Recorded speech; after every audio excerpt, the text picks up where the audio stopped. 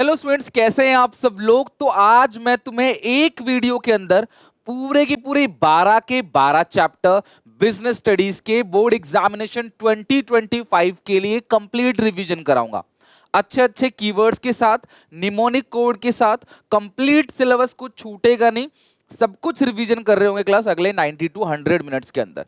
तो वीडियो को एंड तक देखना, तसल्ली से बैठना और एक एक चीज क्लास समझते चले जाना। कॉपी पेन रख लेना, कुछ लिखने की जरूरत हो जो आप भूल जाते हो, रिकॉल करने के लिए, मेमोराइज करने के लिए, उसको आप लिखते चले जाना। और बिफोर बोर्ड एग्जाम एक बार इसको देख लेना। अगर आपको लगे स्पीड स्लो है तो फास्ट फॉरवर्ड करके देख लेना। मेरी कोशिश रहेगी हर एक बच्चे को इस वीडियो में कंप्लीट प्रिपरेशन कराना, ताकि 8 आउट ऑफ 80 आउट ऑफ 80 वो आराम से ले आए। ये एक कॉम्प्रिहेंसिव रिवीजन है, सब कुछ इंक्लूडिंग कीवर्ड्स इसके अंदर कवर होगा। तो स्टार्ट करते हैं सबसे पहले चैप्टर नंबर 1 से, मैनेजमेंट। अगर मैं मैनेजमेंट की बात करूं, यहां पे एक मेन कीवर्ड है जिसके अंदर series of inter related functions है that are performing by all the managers all the time. All the managers मतलब परवेसिव, ऑल द टाइम मतलब कंटिन्यू, और मैनेजमेंट के अंदर इंटर रिलेटेड फंक्शंस की सीरीज होती है। मतलब 5 फंक्शंस होते हैं: planning, organizing, staffing, directing and controlling. अगर मैं फीचर्स की बात करूं, मैनेजमेंट गोल ओरिएंटेड प्रोसेस है। ये यूनाइट्स करता है effort of different individual in the organization. अलग अलग इंडिविजुअल्स के एफर्ट को जोड़ता है और ऑर्गेनाइजेशन गोल को हासिल करने में मदद करता है। कंटिन्यूअस है, साइमल्टेनियसली मैनेजमेंट कर रहा होता है हर कोई, है ना, हर कोई ऑल द टाइम मैनेजमेंट कर रहा होता है। एक गोल बनाते हैं, अचीव करते हैं, दूसरे गोल के लिए मैनेजमेंट करते हैं, उसको अचीव करते हैं, and so on. Management group activity है, टीम वर्क होती है इसके अंदर, कोऑर्डिनेशन होता है ताकि क्लास सब लोग एक कॉमन डायरेक्शन में चल सके। मैनेजमेंट किसी एक इंसान का काम नहीं है। मैनेजमेंट इंटेंजिबल है। अगर एम्प्लॉइज हैप्पीली सेटिस्फाइड है, ऑर्डरलीनेस है, कोई क्योस नहीं है, तो समझ जाना है वो कौन सा फीचर है मैनेजमेंट का, intangible, happily and satisfied. Dynamic है, यानी कि मैनेजमेंट क्लास चेंज करता है खुद को ताकि वो अकॉर्डिंग टू एनवायरनमेंट अपडेट रह सके। जो भी एनवायरनमेंट में चेंज आता है, मैनेजमेंट हेल्प करता है उस चेंज को अडॉप्ट करने में। परवेसिव है, यानी कॉमन टू ऑल ऑर्गेनाइजेशन, छोटी बड़ी, profit making, not for profit making, school, hospital, charitable trust, हर जगह, इवन प्लेग्राउंड आपकी स्टडीज में, हर जगह मैनेजमेंट लगता है। मैनेजमेंट मल्टी डायमेंशन है, 3 चीज आती है: वर्क, पीपल और ऑपरेशन। वर्क का मतलब translate this work into terms of goal, translate this work in terms of goal, इसको बोलते हैं वर्क। पीपल के अंदर बात करते हैं ह्यूमन रिसोर्सेज के टेक केयर करने की, और ऑपरेशन के अंदर आता है इनपुट्स को आउटपुट में कन्वर्ट करने की। ऑब्जेक्टिव्स की बात करें मैनेजमेंट के, तो ऑब्जेक्टिव में है सर्वाइवल, प्रॉफिट, ग्रोथ, है ना। सर्वाइवल का मतलब क्या है? सर्वाइव करना, टिक के काम करना, इनफ रेवेन्यूज जनरेट करना क्लास, ताकि कॉस्ट को कवर कर सके, तो वो सर्वाइवल है। प्रॉफिट्स की बात करते हैं, ये वाइटल इंसेंटिव है जो क्लास सक्सेसफुल ऑपरेशन के लिए जरूरी है। नंबर ऑफ ब्रांचेस बढ़ा रहे हो, नंबर ऑफ एम्प्लॉइज बढ़ा रहे हो, नंबर ऑफ प्रोडक्ट्स एक्स्ट्रा लेके आ रहे हो, अलग अलग क्लास वर्टिकल्स लॉन्च कर रहे हो, तो उसको बोलते हैं ग्रोथ। वो तीनों आता है ऑर्गेनाइजेशन ऑब्जेक्टिव। शॉर्ट फॉर्म इसका एसपीजी, सर्वाइवल, प्रॉफिट और ग्रोथ। जितने भी निमोनिक कोड है वो याद कर लेना, एसपीजी, सर्वाइवल, प्रॉफिट और ग्रोथ। सोशल ऑब्जेक्टिव में अच्छे सप्लाई करना प्रोडक्ट की, सोशल एक्टिविटी में पार्टिसिपेट करना, अच्छे कोड ऑफ कंडक्ट को फॉलो करना, कोई गलत तरीके से ग्राहकों को लूटना नहीं है, इको फ्रेंडली प्रोडक्ट को यूज करना, एम्प्लॉयमेंट अपॉर्चुनिटी देना गरीब लोगों को। पर्सनल ऑब्जेक्टिव की बात करें, competitive salary, growth and development of employ, respect, recognition, healthy working condition maintain करना, प्रमोशन देना, ट्रेनिंग देना, जहां पे आप एम्प्लॉइज के भले की बात करते हो, वो हो गया ऑब्जेक्टिव। इंपोर्टेंस ऑफ मैनेजमेंट की बात करूं, successful organization do not achieve their goal by chance but following a deliberate process. तो जहां भी ये वर्ड आ जाए ना, डेलिब्रेट प्रोसेस, तो मैनेजमेंट है क्या? मैनेजमेंट प्रोसेस है, उसके आपको इंपोर्टेंस लिखने हैं। जैसे मैनेजमेंट हेल्प करता है गोल को अचीव करने के लिए, ग्रुप गोल को अचीव करने के लिए। मैनेजमेंट आपकी एफिशिएंसी को बढ़ाता है। मैनेजमेंट एक डायनामिक ऑर्गेनाइजेशन क्रिएट करता है। मैनेजमेंट सोसाइटी के डेवलपमेंट में और खुद के भी पर्सनल ऑब्जेक्टिव को हासिल करने में हेल्प करता है। पॉइंट आपने फीचर्स के अंदर ही पढ़े होंगे। नेचर की बात करें, आर्ट, साइंस और प्रोफेशन। मैनेजमेंट प्योर आर्ट है, मैनेजमेंट इन एग्जैक्ट साइंस है, और management both art and science है। साइंस की बात करें, इसमें फीचर्स कितने हैं? यहाँ पे 3 फीचर्स हैं। Systematic body of knowledge based on repeated experiment, है ना, लेकिन यूनिवर्सल वैलिडिटी साइंस के प्रिंसिपल की है बट मैनेजमेंट की नहीं है।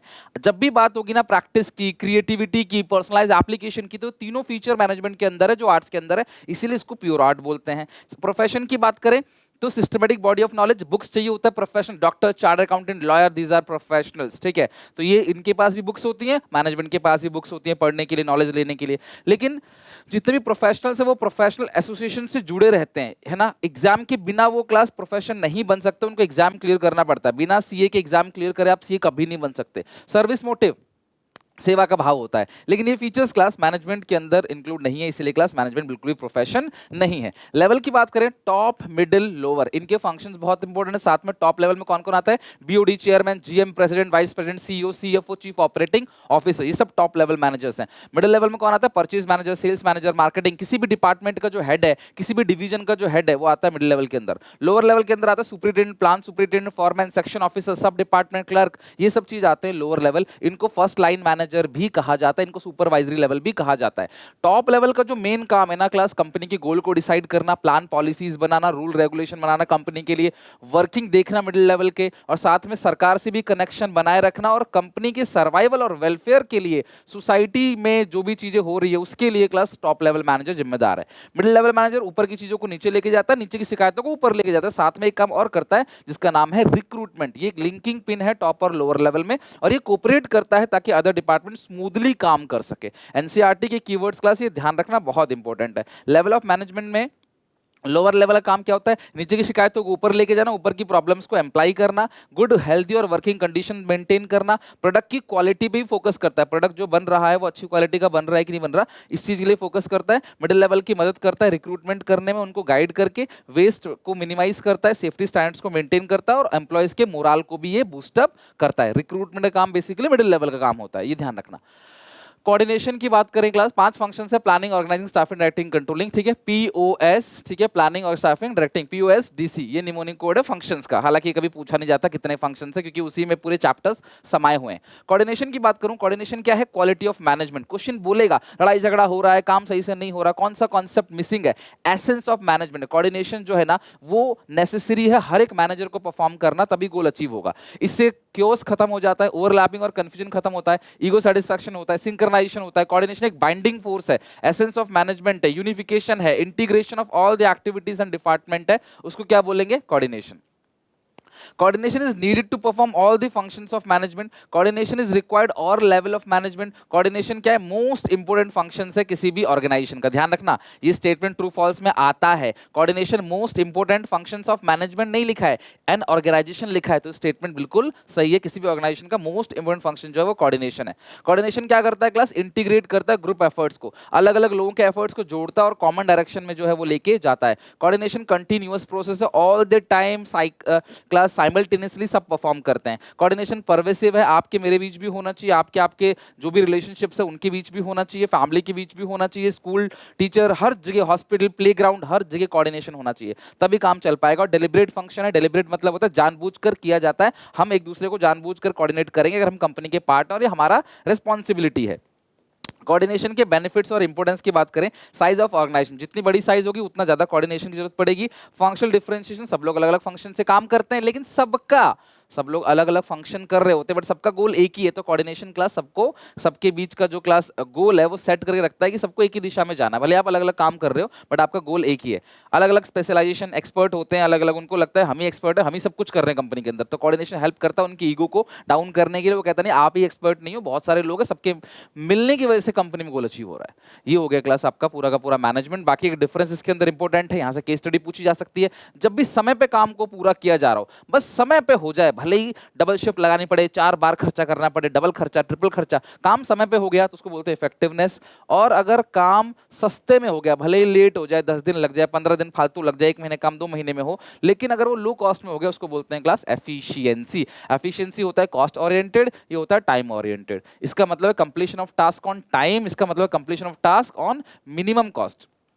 ऑब्जेक्टिव की बात करें, ये एंड रिजल्ट को अचीव करता है, ये क्लास कॉस्ट को कम करने में हेल्प करता है, ये सही काम को करता है, ये सही तरीके से काम करो ताकि कॉस्टिंग कम आए। तो ये हो गया आपका क्लास मैनेजमेंट चैप्टर पूरा का पूरा खत्म। मैंने कोशिश करी कि क्लास आपको फटाफट एक क्विक रिवीजन दे दूं ताकि क्लास 1 से 1.5 घंटे के अंदर हम पूरा सिलेबस रिवीजन कर सके। अच्छा लगे तो वीडियो को लाइक करना। ऐसी क्लास में आपको पूरे 12 चैप्टर कराऊंगा। मैंने ठान लिया है कि एक साथ बिना रुके क्लास, क्योंकि आप पुराने चैप्टर्स भूलते चले जाते हो, तो ये कॉम्प्रिहेंसिव रिवीजन है, पूरा का पूरा समा जाएगा दिमाग में एक एक चैप्टर, राइट। बाकी जो भी क्वेश्चन वगैरह करा रहा हूँ तो आप डेफिनेटली फॉलो कर रहे हो। और मैं परसों लाइव क्लास भी लूंगा आप लोगों की, उसके बाद भी 22 को आखिरी लाइव क्लास लूंगा, उसको जरूर अटेम्प्ट करना। एसपीसीसी ऐप पे 3 प्रीमियम मॉक टेस्ट है, उसको जरूर बना के जाना, उसको बिल्कुल मिस मत करना, ठीक है।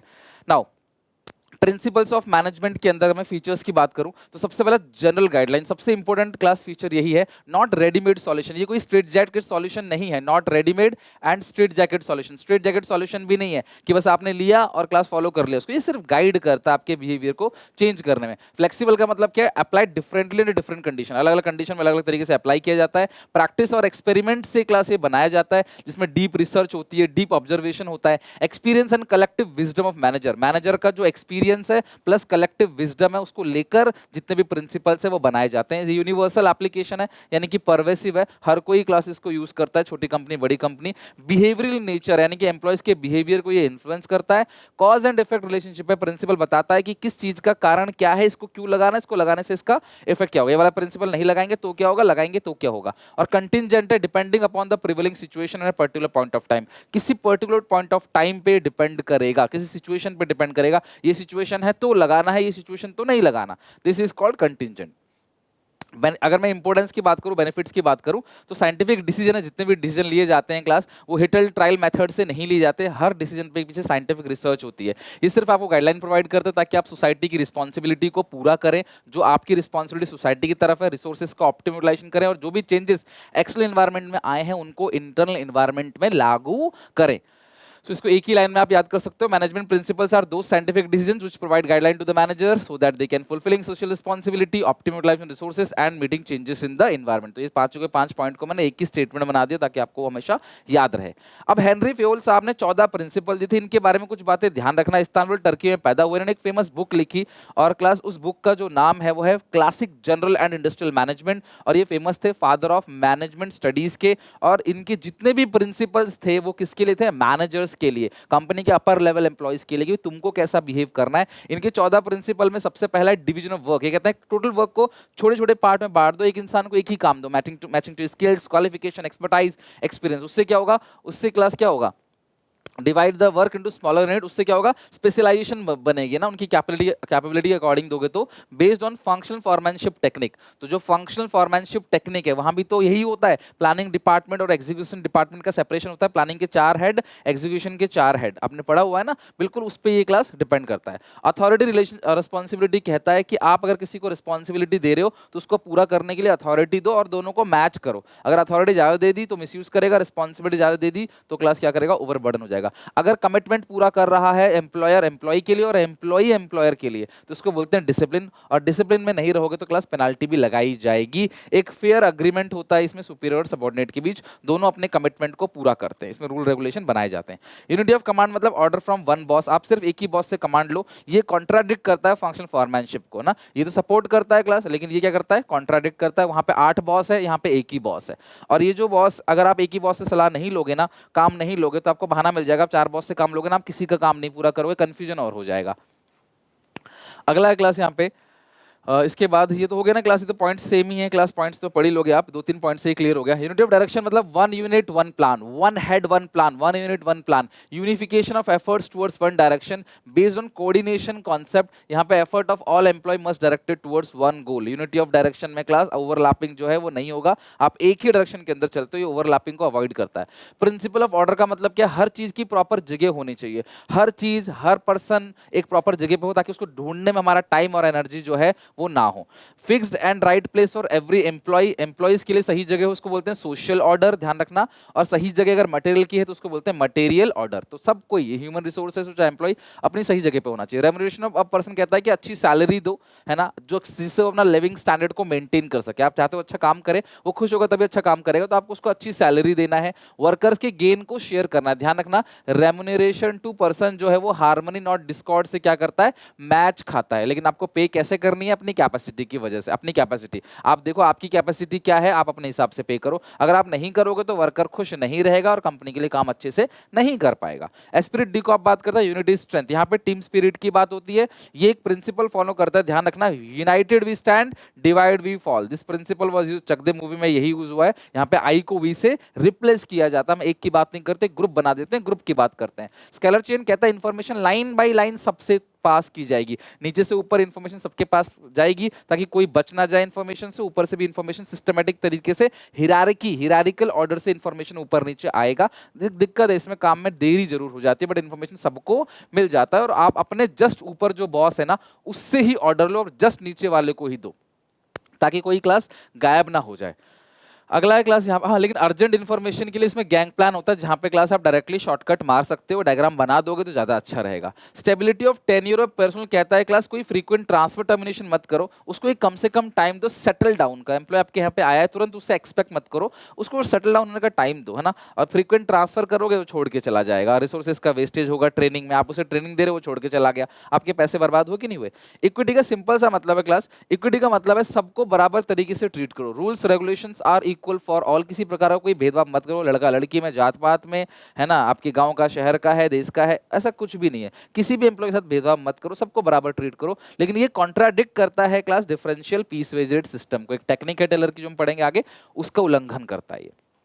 अगला है इनिशिएटिव। इनिशिएटिव बिल्कुल कोऑपरेशन नॉट इंडिविजुअलिज्म से मैच खाता है, जो साइंटिफिक प्रिंसिपल है टेलर का। ये कहता है वर्कर अगर कोई सजेशन दे रहा है तो उसको वेलकम करो, डिसीजन मेकिंग में उसको पार्टिसिपेट कराओ, उसको फीलिंग करवाओ क्लास कि वो कंपनी का ही हिस्सा है, फीलिंग ऑफ बिलोंगिंगनेस। अगला है सेंट्रलाइजेशन और डिसेंट्रलाइजेशन। ये क्लास कॉम्बिनेशन है सेंट्रलाइजेशन और डिसेंट्रलाइजेशन की डिसीजन शुड बी, ये क्लास मतलब टॉप लेवल मैनेजर्स कुछ पावर को अपने हाथ में रखते हैं, किसी को नहीं देते, दैट इज कॉल्ड सेंट्रलाइजेशन। और कुछ पावर वो नीचे लेवल पे सबको बांट देते हैं, दिस इज कॉल्ड डीसेंट्रलाइजेशन। और एक अच्छी कंपनी को दोनों का मिक्स फॉलो करना चाहिए, कॉम्बिनेशन फॉलो करना चाहिए, ठीक है। Subordination of individual interest to general interest, ध्यान रखना organization interest is more important than personal interest of employ. While taking decision manager must give priority to the benefit of organization, priority organization की benefit को दो ना कि personal benefit को। Try to achieve personal goal with organization goal, not by sacrificing organization goal. Manager should not take unfair decision, manager को unfair decision नहीं लेना चाहिए बाय टेकिंग ब्राइब और giving benefits to the relative, अपने relative को फायदा मत पहुंचाओ, घूस मत लो।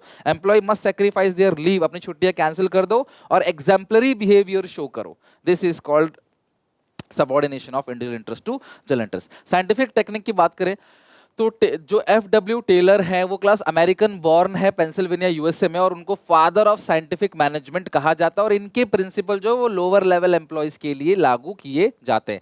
Science not rule of thumb, 4 principle इन्होंने दिया। इन्होंने कहा कि कोई भी जो है बेस्ट मेथड, ये कीवर्ड है, there is only one best method to maximize efficiency and this method could be developed by study and analysis, not rule of thumb. Rule of thumb मतलब जिसकी लाठी उसकी भैंस वाली बात नहीं होगी, हर चीज साइंटिफिक तरीके से प्रूव की जाएगी। कंपनी में आने का टाइम, जाने का टाइम, काम को करने का टाइम, रेस्ट इंटरवल, सब कुछ क्लास जो है वो डिसीजन होगा साइंस के तरीके से, ठीक है।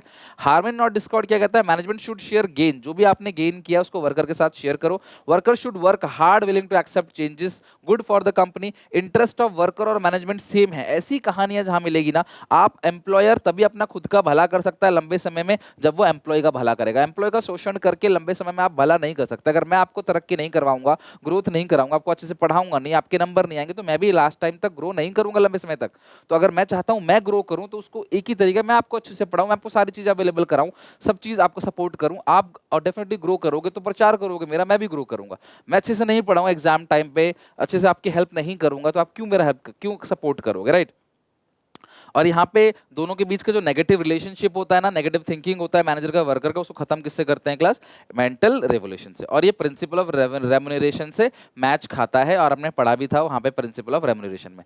कोऑपरेशन नॉट इंडिविजुअलिज्म जो है वो एक्सटेंशन है किसका, हार्मनी नॉट डिस्कॉर्ड का। यहाँ वर्कर के सजेशन को वेलकम करते हैं, रिवॉर्ड देते हैं एम्प्लॉय को अच्छे सजेशन के लिए। एक ओपन कम्युनिकेशन होना चाहिए क्लास, ट्रेड यूनियन की जरूरत भी नहीं पड़ेगी। यहाँ पे पैटर्निस्टिक स्टाइल ऑफ मैनेजमेंट का यूज किया जाता है। Equal division of work and responsibility between worker and management, management should work side by side, और ये सेम है प्रिंसिपल ऑफ इनिशिएटिव जैसा।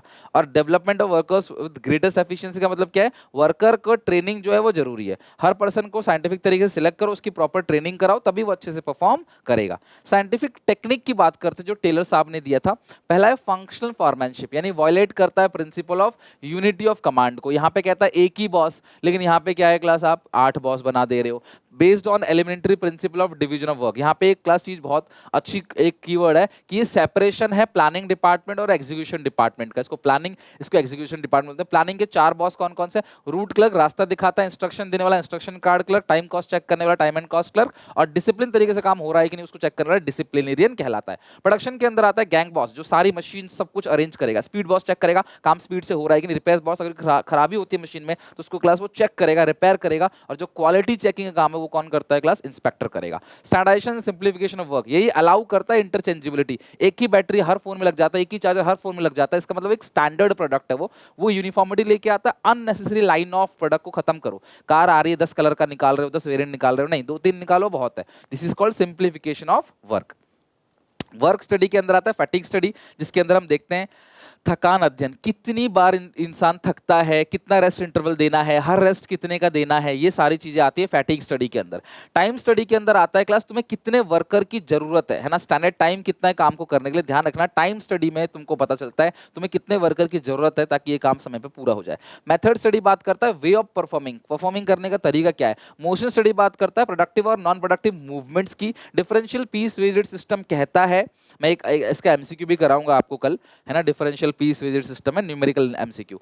तो वो क्या कहता है डिफरेंशियल पीस वेजेड सिस्टम, कि जो अच्छा प्रोडक्शन कर रहा है, हाई प्रोडक्शन कर रहा है, उसको हायर रेट से वेच दो, और ये स्ट्रॉन्गेस्ट मोटिवेटर है वर्क के लिए। ध्यान रखना क्लास, ये डिफरेंशिएट करता है एफिशिएंट और इनएफिशिएंट वर्कर में, और ये स्ट्रॉन्गेस्ट मोटिवेटर है। लेकिन जो मोशन स्टडी है वो कहता है कि हर चीज अपनी जगह पे होनी चाहिए ताकि उसको ढूंढने में आपका टाइम एनर्जी वेस्ट ना हो। अनप्रोडक्टिव मूवमेंट जितने भी कंपनी में किए जा रहे हैं ना, उसको हटाओ, एलिमिनेट करो। मेंटल रेवोल्यूशन कहता है नेगेटिव रिलेशनशिप जो है वर्कर और मैनेजमेंट के बीच। मैनेजर सोचता है सब काम हम करते हैं, वर्कर सोचता है मैनेजर टाइम पास करता है, सब काम हम करते हैं। दोनों के बीच का जो नेगेटिव एटीट्यूड है उसको मेंटल रेवोल्यूशन के थ्रू खत्म किया जाता है। मुझे बता देना क्लास, मतलब बताओगे क्या, वीडियो तो अपलोड हो जाएगी, लेकिन मैं स्पीड में इसीलिए करा रहा हूँ क्योंकि मैं धीरे धीरे करा चुका हूँ सब। रोज शाम को 5 बजे आती है वीडियो, आज भी शाम को 5 बजे आएगी। वहाँ पे मैं धीरे धीरे आपको सब अच्छे से रिवीजन करा रहा हूँ। ये वीडियो हर एक बच्चे को बिफोर एग्जाम जरूर देख के जाना है। मैं कोशिश करूंगा कि 1.5 घंटे में खत्म ही कर दूँ चीज़ों को। थर्ड चैप्टर पे आते हैं, देख के चले जाना, क्विक रिवीजन हो जाएगा, और धीरे लगे तो फास्ट कर देना, सब दिमाग में रहेगा, कुछ भूलोगे नहीं। फीचर्स, कैरेक्टरिस्टिक्स और बिजनेस एनवायरनमेंट के सारे एक्सटर्नल फोर्सेस हैं। बिजनेस एनवायरनमेंट ना बिजनेस के बाहर के फोर्सेस होते हैं। इसके अंदर जनरल फोर्स भी होता है और स्पेसिफिक फोर्स भी होता है। जनरल फोर्स का मतलब जो सब पे इंपैक्ट डालेगा, सारे बिजनेस पे, इकोनॉमिकल, पॉलिटिकल, सोशल, लीगल और टेक्नोलॉजिकल एनवायरनमेंट। और स्पेसिफिक मतलब जो सिर्फ आप पे इंपैक्ट डालेगा, आपके सप्लायर, आपके कॉम्पिटिटर, आपके कस्टमर आपसे नाराज है तो आपके बिजनेस पे इंपैक्ट आएगा, सब पे नहीं आएगा। इंटर रिलेशन है विद इंक्लूजन ऑफ यूथ, ये एग्जांपल है। यूथ जो है वो क्लास वेस्टर्न कल्चर को फॉलो कर रहा है तो फास्ट फूड की डिमांड बढ़ रही है। अनसर्टेनिटी मतलब प्रिडिक्ट करना कि क्या चेंजेस आएगा, बहुत अनसर्टेन है, चेंजेस बहुत तेजी से होते हैं ना, तो आपको नजर रखना पड़ेगा, उस चेंजेस को अडॉप्ट करना पड़ेगा। That is called dynamic. Complex है मतलब कि आपके बिजनेस पे कितना इंपैक्ट आएगा इस चेंजेस का, इसका पता करना बड़ा मुश्किल है। अलग अलग स्टेट, अलग अलग कंट्री के लिए अलग अलग बिजनेस एनवायरनमेंट अलग है। साड़ी की सेल जो है दिवाली पे इंडिया में ज्यादा होती है जबकि यूएस में कम होती है। ऐसी कहानी आती है रिलेटिविटी के अंदर। Importance of business environment, benefit क्या है अगर आप एनवायरनमेंट को स्कैन करोगे, एनवायरनमेंट में क्या क्या चल रहा है उस पर नजर रखोगे। तो सबसे पहला है class enable the firm to identify opportunity and getting first mover advantage. पहला मूव, पहला एडवांटेज आप ले सकते हो। अगर आपने पता कर लिया कल को ये चेंज होने वाला है तो सबसे पहले आप जंप करोगे, सबसे ज्यादा कस्टमर आपके बनेंगे, सबसे ज्यादा फायदा आपका होगा। तो जहां भी होगा ना, they are first to adopt, first ये वर्ड लिखा रहेगा वही आ जाएगा। अपॉर्चुनिटी जितनी भी है उनको आइडेंटिफाई करो, अपॉर्चुनिटी को, थ्रेट्स को, और गेट अर्ली वार्निंग सिग्नल। अगर आप स्कैन करोगे ना, पता चल जाएगा कल को क्या क्या अपॉर्चुनिटी है और कल को क्या क्या क्लास आपको नुकसान हो सकता है। पहले से रेडी रहोगे, उसके लिए एसेस करोगे, रिसोर्सेज को टैप और अरेंज भी करोगे। आपको पता है मारुति वाला एग्जांपल, मारुति ने देखा कि नेरोलैक ने देखा मारुति इंडिया में अपना एक्सपेंशन करने वाला है, उन्होंने भी अपना एक्सपेंशन किया, और इसी प्लान के थ्रू उन्होंने अपनी गाड़ी को पेंट करने का टेंडर जो है उनसे वो ले लिया। तो यानी कि आपको लग रहा है कि समय से पहले क्या आपने पता कर लिया फ्यूचर में ये होने वाला है। आपको पता है कल का जमाना इलेक्ट्रॉनिक व्हीकल का है, आप पहले से बना रहे हो, रिसर्च कर रहे हो, तो पहली गाड़ी इलेक्ट्रॉनिक की आप लेके आओगे और सबसे ज्यादा सेल आप ही की होगी।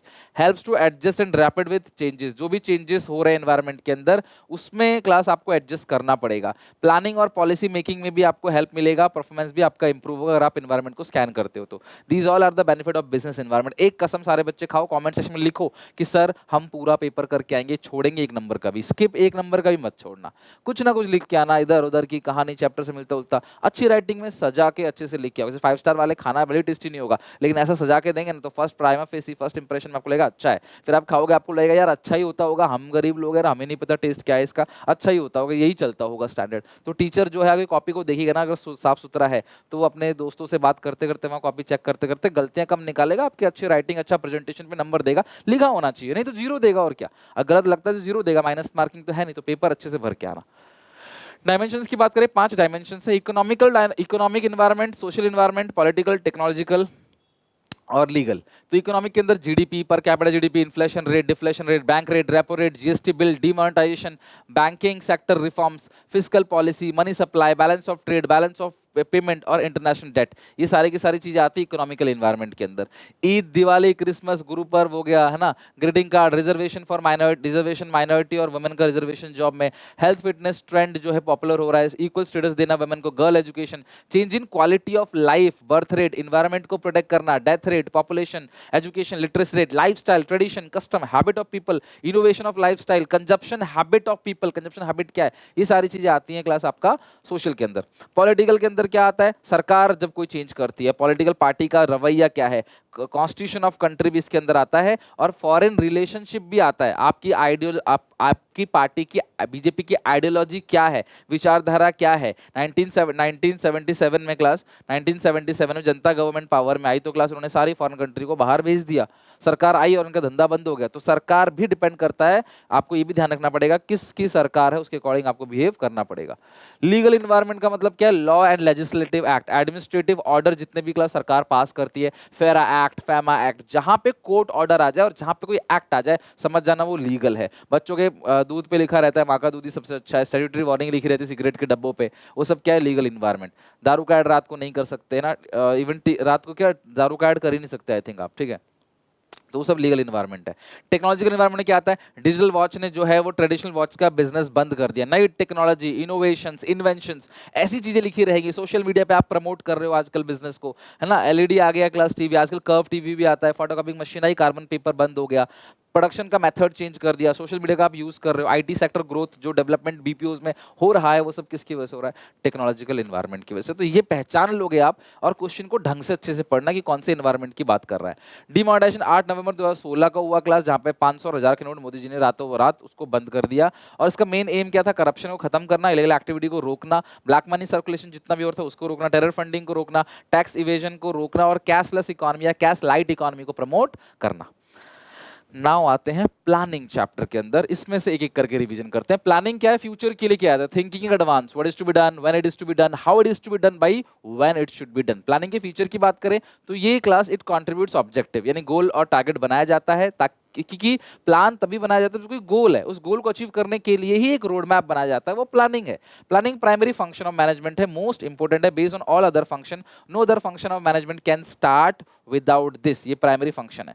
अगर परवेसिव है यानी कि यूनिवर्सल है, फ्यूचरिस्टिक है, हम हमेशा फ्यूचर की बात करते हैं, कंटिंजेंट है, ऑनगोइंग है, नेवर क्लास एंडिंग है, और ये क्लास कंटिन्यू साइमल्टेनियसली चलता रहता है, हम लोग प्लान करते रहते हैं, नए नए गोल्स आते हैं उनको अचीव करने के लिए। और सेकंड जो इंपॉर्टेंट है वो मेंटल एक्सरसाइज, इंटेलेक्चुअल टास्क है, involve brainstorming, it is basically an intellectual activity of thinking, इसमें हम सोचते हैं रेदर देन डूइंग। डूइंग का काम कहाँ पे होता है, कंट्रोलिंग के अंदर, राइट। और इवन एक्शंस को प्लान में कब लेके जाया जाता है, ऑर्गेनाइजिंग के अंदर। Planning require logical and systematic thinking rather than guesswork, guesswork और विशफुल थिंकिंग नहीं है, लॉजिकल और सिस्टमैटिक थिंकिंग है। और इसके अंदर डिसीजन मेकिंग इन्वॉल्व होता है, it involve choice, evaluation and select one, कि अलग अलग ऑल्टरनेटिव्स हमारे पास है, उनको इवैल्यूएट करो, उनमें से एक को सिलेक्ट करो, यही तो पढ़ा था आपने, सारे प्रोसेस के निमोनिक कोड बताऊंगा, डोंट वरी। अगर मैं बात करूं क्लास बेनिफिट्स क्या है प्लानिंग का, आपको डायरेक्शन देता है कि क्या करना है, क्लियर कर देता है एम्प्लॉइज के माइंड में उन्हें क्या करना था, कि वो कंफ्यूजन ना हो, अलग अलग रास्ते में ना भागे। अनसर्टेनिटी को कम करता है, शॉक, सरप्राइज, प्रोविजंस को रोकता है। ध्यान रखना इसके लिए कीवर्ड बहुत फेमस है कि प्लानिंग फ्यूचर में होने वाले इवेंट्स को रोक तो नहीं सकता, लेकिन फ्यूचर में होने वाले इवेंट्स के लिए पहले से रेडी हो सकता है, बट हाँ फ्यूचर में इवेंट्स को चेंज नहीं कर सकता, भविष्य नहीं बदल सकते, आप खुद को बदल सकते हो। तो ये कहानी लिखी जाएगी class reduce the risk of uncertainty, ये बेनिफिट्स ऑफ प्लानिंग का। और ये आप ध्यान रखना कि आप यही वर्ड अपने आंसर्स में भी लिख सकते हो, no doubt. Planning innovative ideas को प्रमोट करता है, नए नए क्लास क्रिएटिव आइडियाज को लेके आता है।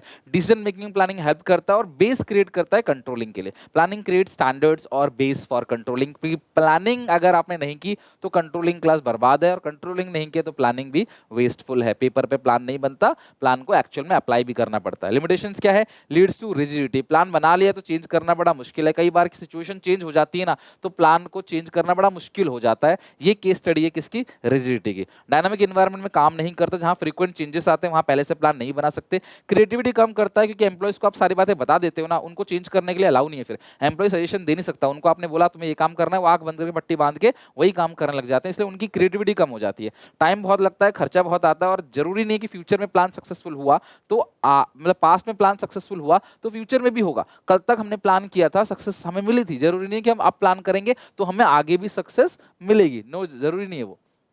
कुछ और लिमिटेशंस भी हैं।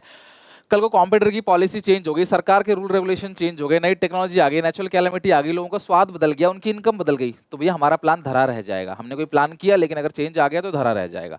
अगला है planning process. S dies if. S dies if. मैं तुम्हें सारे निमोनिक बताऊंगा और तुम सारे बच्चे सारे निमोनिक को कमेंट्स में लिखोगे, वो इसलिए ताकि आपको याद हो जाए, ठीक है।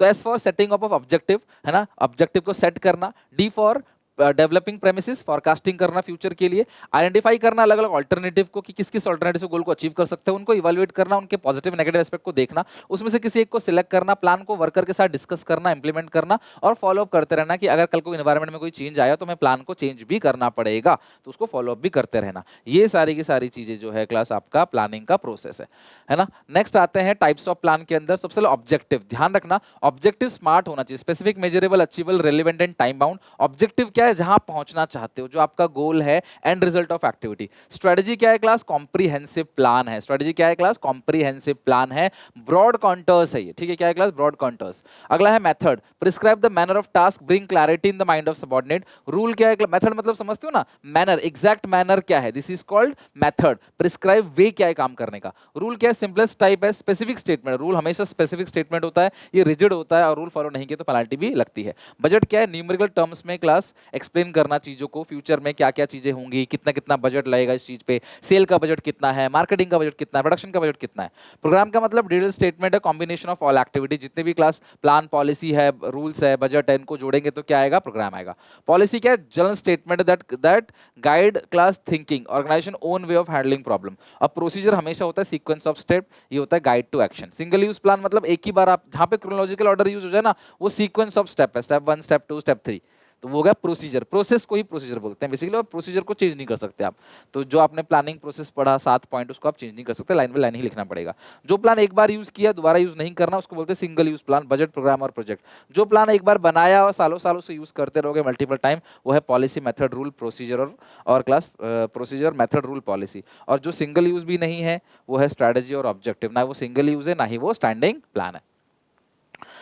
ऑर्गेनाइजिंग की बात करें तो हर एक चीज को प्रॉपर तरीके से अरेंज करना ही क्या कहलाता है? ऑर्गेनाइजिंग। मैन मटेरियल सबको अरेंज करो। तो प्लानिंग में प्लान किया, अब सब कुछ अरेंज करना पड़ेगा ना, this is called organizing. Planning तो बैठे थे, सोच रहे थे, अब निकलना पड़ेगा class. Translate plan into action, इसके लिए एक वर्ड आता है, keyword translate plan into action. Plan को एक्शन में लेके आया जाता है। इसके प्रोसेस में है आइडिया। आई फॉर होता है class identification and division of work. D for departmentalisation, department दो होते हैं, काम को फंक्शन के अकॉर्डिंग बांटते हो तो फंक्शनल, प्रोडक्ट के अकॉर्डिंग बांटोगे तो डिविजनल। असाइनमेंट ऑफ ड्यूटी मतलब क्या है? जॉब डिस्क्रिप्शन दिया जाता है। असाइनमेंट ऑफ ड्यूटी मतलब उनको जॉब डिस्क्रिप्शन दिया जाता है, तुम्हारा ये काम है, तुम्हें ये काम करना है। एस्टैब्लिशिंग रिपोर्टिंग रिलेशनशिप, जॉब दोगे तो पावर दोगे, जिसको ज्यादा पावर मिल गया वो सुपीरियर बन जाएगा, और कम मिला वो सबऑर्डिनेट, तो एक सुपीरियर सबऑर्डिनेट का रिलेशनशिप बन जाएगा, और मैनेजरियल हिरार्की क्रिएट होगी, और चेन ऑफ कमांड जो है यहाँ पे फॉलो होता है कि कौन सुपीरियर है, कौन बॉस है, कौन सबऑर्डिनेट है। अगर मैं बेनिफिट्स की बात करूं, इंपोर्टेंस की बात करूं, प्लानिंग करने से ना स्पेशलाइजेशन आता है, क्योंकि आपको वही काम दिया है तोड़ के जो आप करते हो, अपने काम में एक्सपर्ट हो जाते हो। क्लैरिटी इन वर्किंग रिलेशनशिप, कौन किसके अंडर काम करेगा उसकी क्लैरिटी मिल जाती है। इसके लिए कीवर्ड क्या है? This removes ambiguity in transfer of information, कौन किसको इंफॉर्मेशन देगा, इंस्ट्रक्शन देगा, सब क्लियर हो जाता है, क्योंकि इसमें हिरारिकल ऑर्डर बन जाता है। रिसोर्सेज को ऑप्टिमाइजेशन करना, कोई भी चेंजेस आए उसको अडॉप्ट करना। एडमिनिस्ट्रेशन बेहतर बन जाता है, क्योंकि सबको सब पता पड़ जाता है किसके पास क्या क्या पावर है, उससे एक्सपेंशन ग्रोथ भी होता है, और आपका जो बिजनेस है ना वो भी डेवलप करेगा, और एम्प्लॉय खुद भी डेवलप करेंगे। एक ही काम को करते करते एक्सपर्ट हो जाते हैं ना, तो वो खुद भी डेवलप करेंगे। किसी के भी इंपोर्टेंस होना, 3-4 पॉइंट तो बहुत कॉमन है। ऑर्गेनाइजेशन का फायदा होगा, रिसोर्सेज का ऑप्टिमाइजेशन होगा, गोल को हासिल करने में मदद मिलेगा, बिजनेस एक्सपैंड होगा। Common points, you can write that. Confidence बहुत मैटर करता है एग्जामिनेशन में। जो चीज नहीं आ रही जरूरी तो ना वही आएगा पेपर में, छोड़ो उसको, अपना कॉन्फिडेंस कम मत होने दो। नेक्स्ट है ऑर्गेनाइजेशन स्ट्रक्चर। मुझे बताना कमेंट सेक्शन में कौन कौन बच्चा इस पूरी सीरीज को, जब मैं खड़े होकर क्लास यहाँ पे एंड तक पढ़ा सकता हूँ, तो कौन बच्चा एंड तक खड़े होकर पढ़ सकता है मेरे साथ। आज देखते हैं ऑर्गेनाइजेशन स्ट्रक्चर। ये एक फ्रेमवर्क है। ऑर्गेनाइजेशन स्ट्रक्चर क्या होता है? फ्रेमवर्क है, स्टाइल ऑफ वर्किंग है, स्केलेटन ऑफ ऑर्गेनाइजेशन है, इसको बोलते हैं ऑर्गेनाइजेशन स्ट्रक्चर। और ये इसमें क्या है? When managers are performing organizing function, organize structure get created automatically with defined, उसकी जॉब पोजीशन क्या है, वर्कर्स की अथॉरिटी क्या है, रिस्पॉन्सिबिलिटी क्या है, सब यहाँ पर पता चल जाता है। स्पैन ऑफ मैनेजमेंट मतलब क्या है? एक इंसान कितने सबऑर्डिनेट्स को मैनेज कर सकता है, एक सुपीरियर अपने अंडर कितने सबऑर्डिनेट्स को मैनेज कर सकता है। नैरो स्पैन ऑफ मैनेजमेंट में होता है टॉल स्ट्रक्चर, और जबकि वाइड स्पैन ऑफ मैनेजमेंट क्या होता है? Flat structure. Types of organization structure दो है, फंक्शनल और डिविजनल। काम को फंक्शन के अकॉर्डिंग बांटेंगे तो उसको बोलते हैं फंक्शनल स्ट्रक्चर, काम को प्रोडक्ट के अकॉर्डिंग बांटेंगे तो उसको बोलते, सॉरी, डिपार्टमेंट जो बनाते हैं ना फंक्शन के अकॉर्डिंग, कि एक जैसा प्रोडक्शन, सेल, परचेज वाले सब एक डिपार्टमेंट, प्रोडक्शन वाले प्रोडक्शन डिपार्टमेंट में, सेल्स वाले सेल, मार्केटिंग वाले मार्केटिंग, एचआर वाले HR, this is called functional departmentation. लेकिन जब वन प्रोडक्ट वन डिपार्टमेंट, ये वाला प्रोडक्ट इसका डिपार्टमेंट, ये वाला प्रोडक्ट इसका डिपार्टमेंट अलग, उसको बोलते हैं डिविजनल डिपार्टमेंटेशन। फंक्शनल डिपार्टमेंट करने से क्या होता है? ऑक्यूपेशनल स्पेशलाइजेशन आता है ना। आप पहचान लोगे जहां पे क्लास हर फंक्शन के लिए अलग अलग डिपार्टमेंट, प्रोडक्शन, एचआर है ना, तो आप समझ जाना वो फंक्शनल है। इसमें एक्सपर्टीज आ जाती है, ऑक्यूपेशनल स्पेशलाइजेशन, आप वही काम करते करते एक्सपर्ट बन जाते हो। कंट्रोल कोऑर्डिनेशन जो है डिपार्टमेंट के अंदर रहता है। मैनेजर की एफिशिएंसी भी बढ़ जाती है, वो भी एक ही काम चेक करता रहता है वर्कर्स का। ट्रेनिंग देना आसान है क्योंकि आपको सिर्फ उसको एक ही काम की ट्रेनिंग देनी है। और due attention to different function, अलग अलग फंक्शंस को प्रॉपर अटेंशन दिया जा रहा है। लेकिन घाटा क्या है कि हर फंक्शन जो है ना वो अपने वे में स्पेशलाइज हो जाते हैं। हर मैनेजर कि हमारा डिपार्टमेंट सबसे अच्छा है, हम अपने डिपार्टमेंट का देखेंगे, बाकी नहीं देखेंगे। अरे भाई तुमने प्रोडक्शन तो कर दिया, सेल वाला सेल नहीं करेगा तो क्या होगा? इसमें सबसे बड़ी प्रॉब्लम है आप अकाउंटेबल ठहरा नहीं सकते।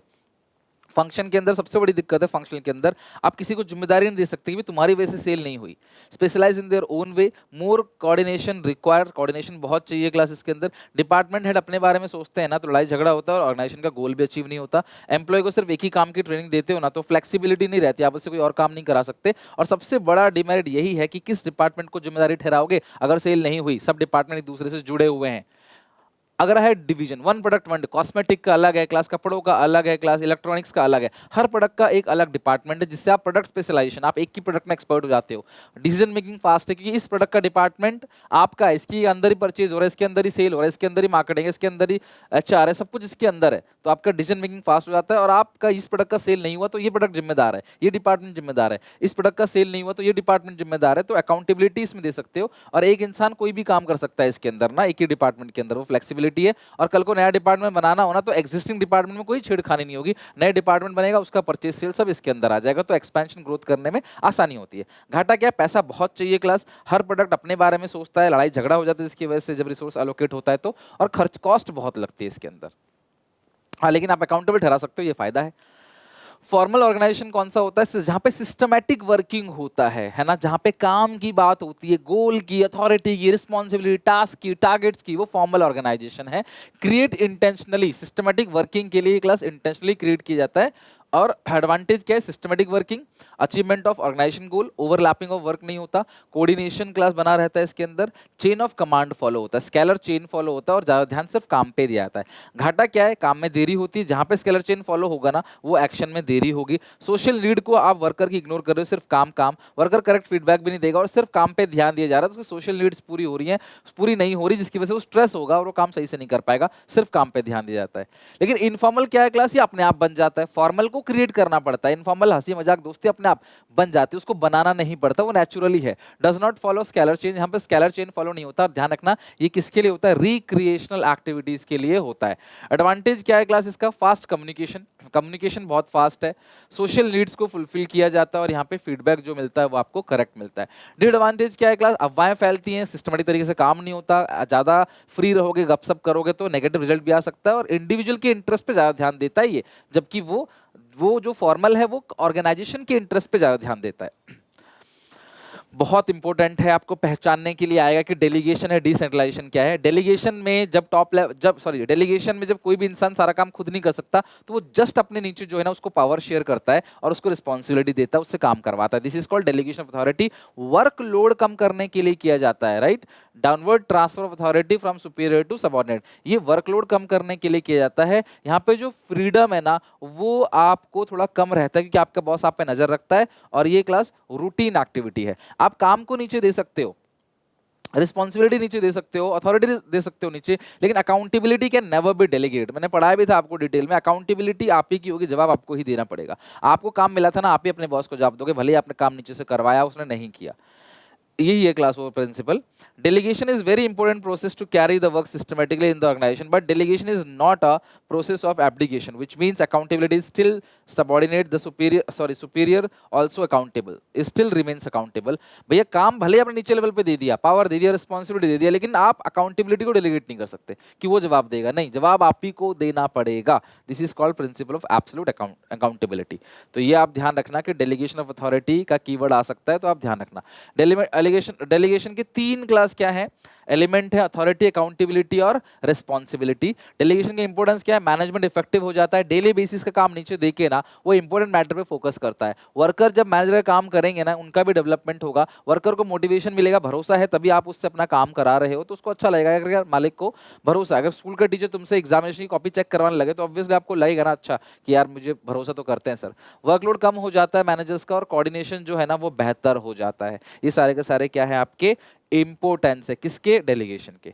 सेंट्रलाइजेशन, टॉप लेवल मैनेजर कुछ पावर को अपने हाथ में रखते हैं ना, वो किसी को नहीं देते, दैट इज कॉल्ड सेंट्रलाइजेशन। कुछ पावर वो नीचे लेवल पे बांट देते हैं इवनली। क्लास एवरी डिस्ट्रीब्यूशन नहीं होगा, यहाँ पे क्लास ठीक कर लो, ये मैं आपको नोट्स में ठीक करा दूंगा, इवनली लिख लो। Evenly distribution of power at every level of management, more freedom, evenly class distribution of authority, selective dispersal of authority, involvement of all level, main purpose है सबका इन्वॉल्वमेंट करना, डिसीजन मेकिंग में सबको शामिल करना। और डिसेंट्रलाइजेशन कौन करता है, टॉप लेवल मैनेजर। और डिसेंट्रलाइजेशन नेसेसरी नहीं है, लेकिन डेलीगेशन नेसेसरी है। ए ने बी को पावर दिया, वो है डेलीगेशन, बी ने सब में बराबर बराबर पावर बांट दिया, दिस इज कॉल्ड डिसेंट्रलाइजेशन। और कंपनी को ना एक मिक्स पॉलिसी अपनानी चाहिए सेंट्रलाइजेशन की और डिसेंट्रलाइजेशन की।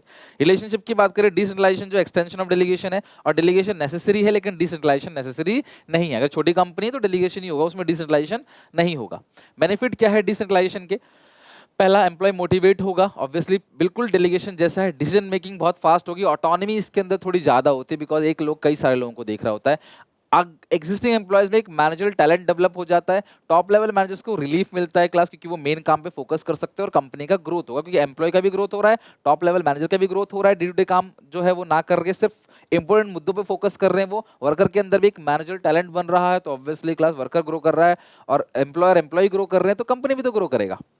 नेक्स्ट है स्टाफिंग, सही पर्सन को सही जगह पे रखना, सही काम के लिए और सही समय पे, दिस इज कॉल्ड स्टाफिंग है। ये वो फंक्शन है क्लास जिसकी वजह से आप अपने कॉम्पिटिटर से आगे निकल सकते हो। आप हर चीज की कॉपी कर लोगे, लेकिन आप स्टाफ की कॉपी कभी नहीं कर सकते। स्टाफ अच्छा है तो आप आगे निकल जाओगे। बेनिफिट क्या है, वैकेंट जॉब पोजीशन को फिल किया जाता है, ये ह्यूमन एलिमेंट है क्लास, ये जेनरिक फंक्शन ऑफ मैनेजमेंट है। Which is the generic function of management, अगर आगे क्वेश्चन तो क्या लिखोगे, staffing. Right combination of person और job, optimum utilization of resources, resources का ऑप्टिमम यूटिलाइजेशन करना, growth of enterprise, development of human resources, helps in competing, मैंने बताया क्लास। और अगर आपका स्टाफ अच्छा है तो वही स्टाफ कल को प्लानिंग करेगा, ऑर्गेनाइजिंग करेगा, स्टाफिंग करेगा, तो सारे फंक्शंस आपके अपने आप अच्छे हो जाएंगे।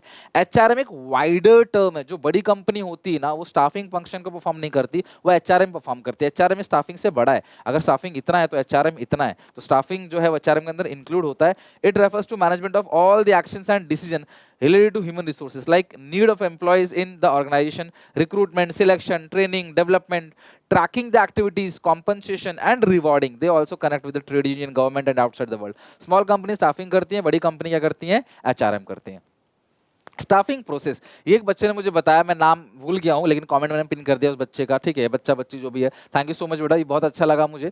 ये है, एक रात सो के फिर तो प्रॉपर पढ़ाई चलेगी। करते हो ना आप लोग ऐसा, एक रात सो के फिर तो प्रॉपर पढ़ाई चलेगी, एक रात सो के फिर तो प्रॉपर पढ़ाई चलेगी। यहाँ पे ई फॉर क्या होता है class, estimating man power requirement. इसके अंदर 3 एनालिसिस होता है, वर्कलोड, वर्कफोर्स और कंपैरिजन। वर्कलोड एनालिसिस क्या होता है, कितने नंबर ऑफ एम्प्लॉय चाहिए, किस टाइप के एम्प्लॉयज चाहिए। वर्कफोर्स क्या, एग्जिस्टिंग एम्प्लॉयज अंडर बर्डन है या ओवर बर्डन बर्डन है, और ये कंपैरिजन करके हायर करोगे या ट्रांसफर टर्मिनेशन करोगे। तो ये ई फॉर एक रात, ठीक, ई फॉर एक। आर से रिक्रूटमेंट, रिक्रूटमेंट इंकरेज करता है लोगों को ताकि वो अप्लाई करे। Searching the most prospective candidate, search किया जाता है, ये फ्लड ऑफ एप्लीकेशन लाने के लिए किया जाता है ना, सारे कीवर्ड्स मैं जो भी मुंह से बोल रहा हूं ना वो कीवर्ड्स है, राइट।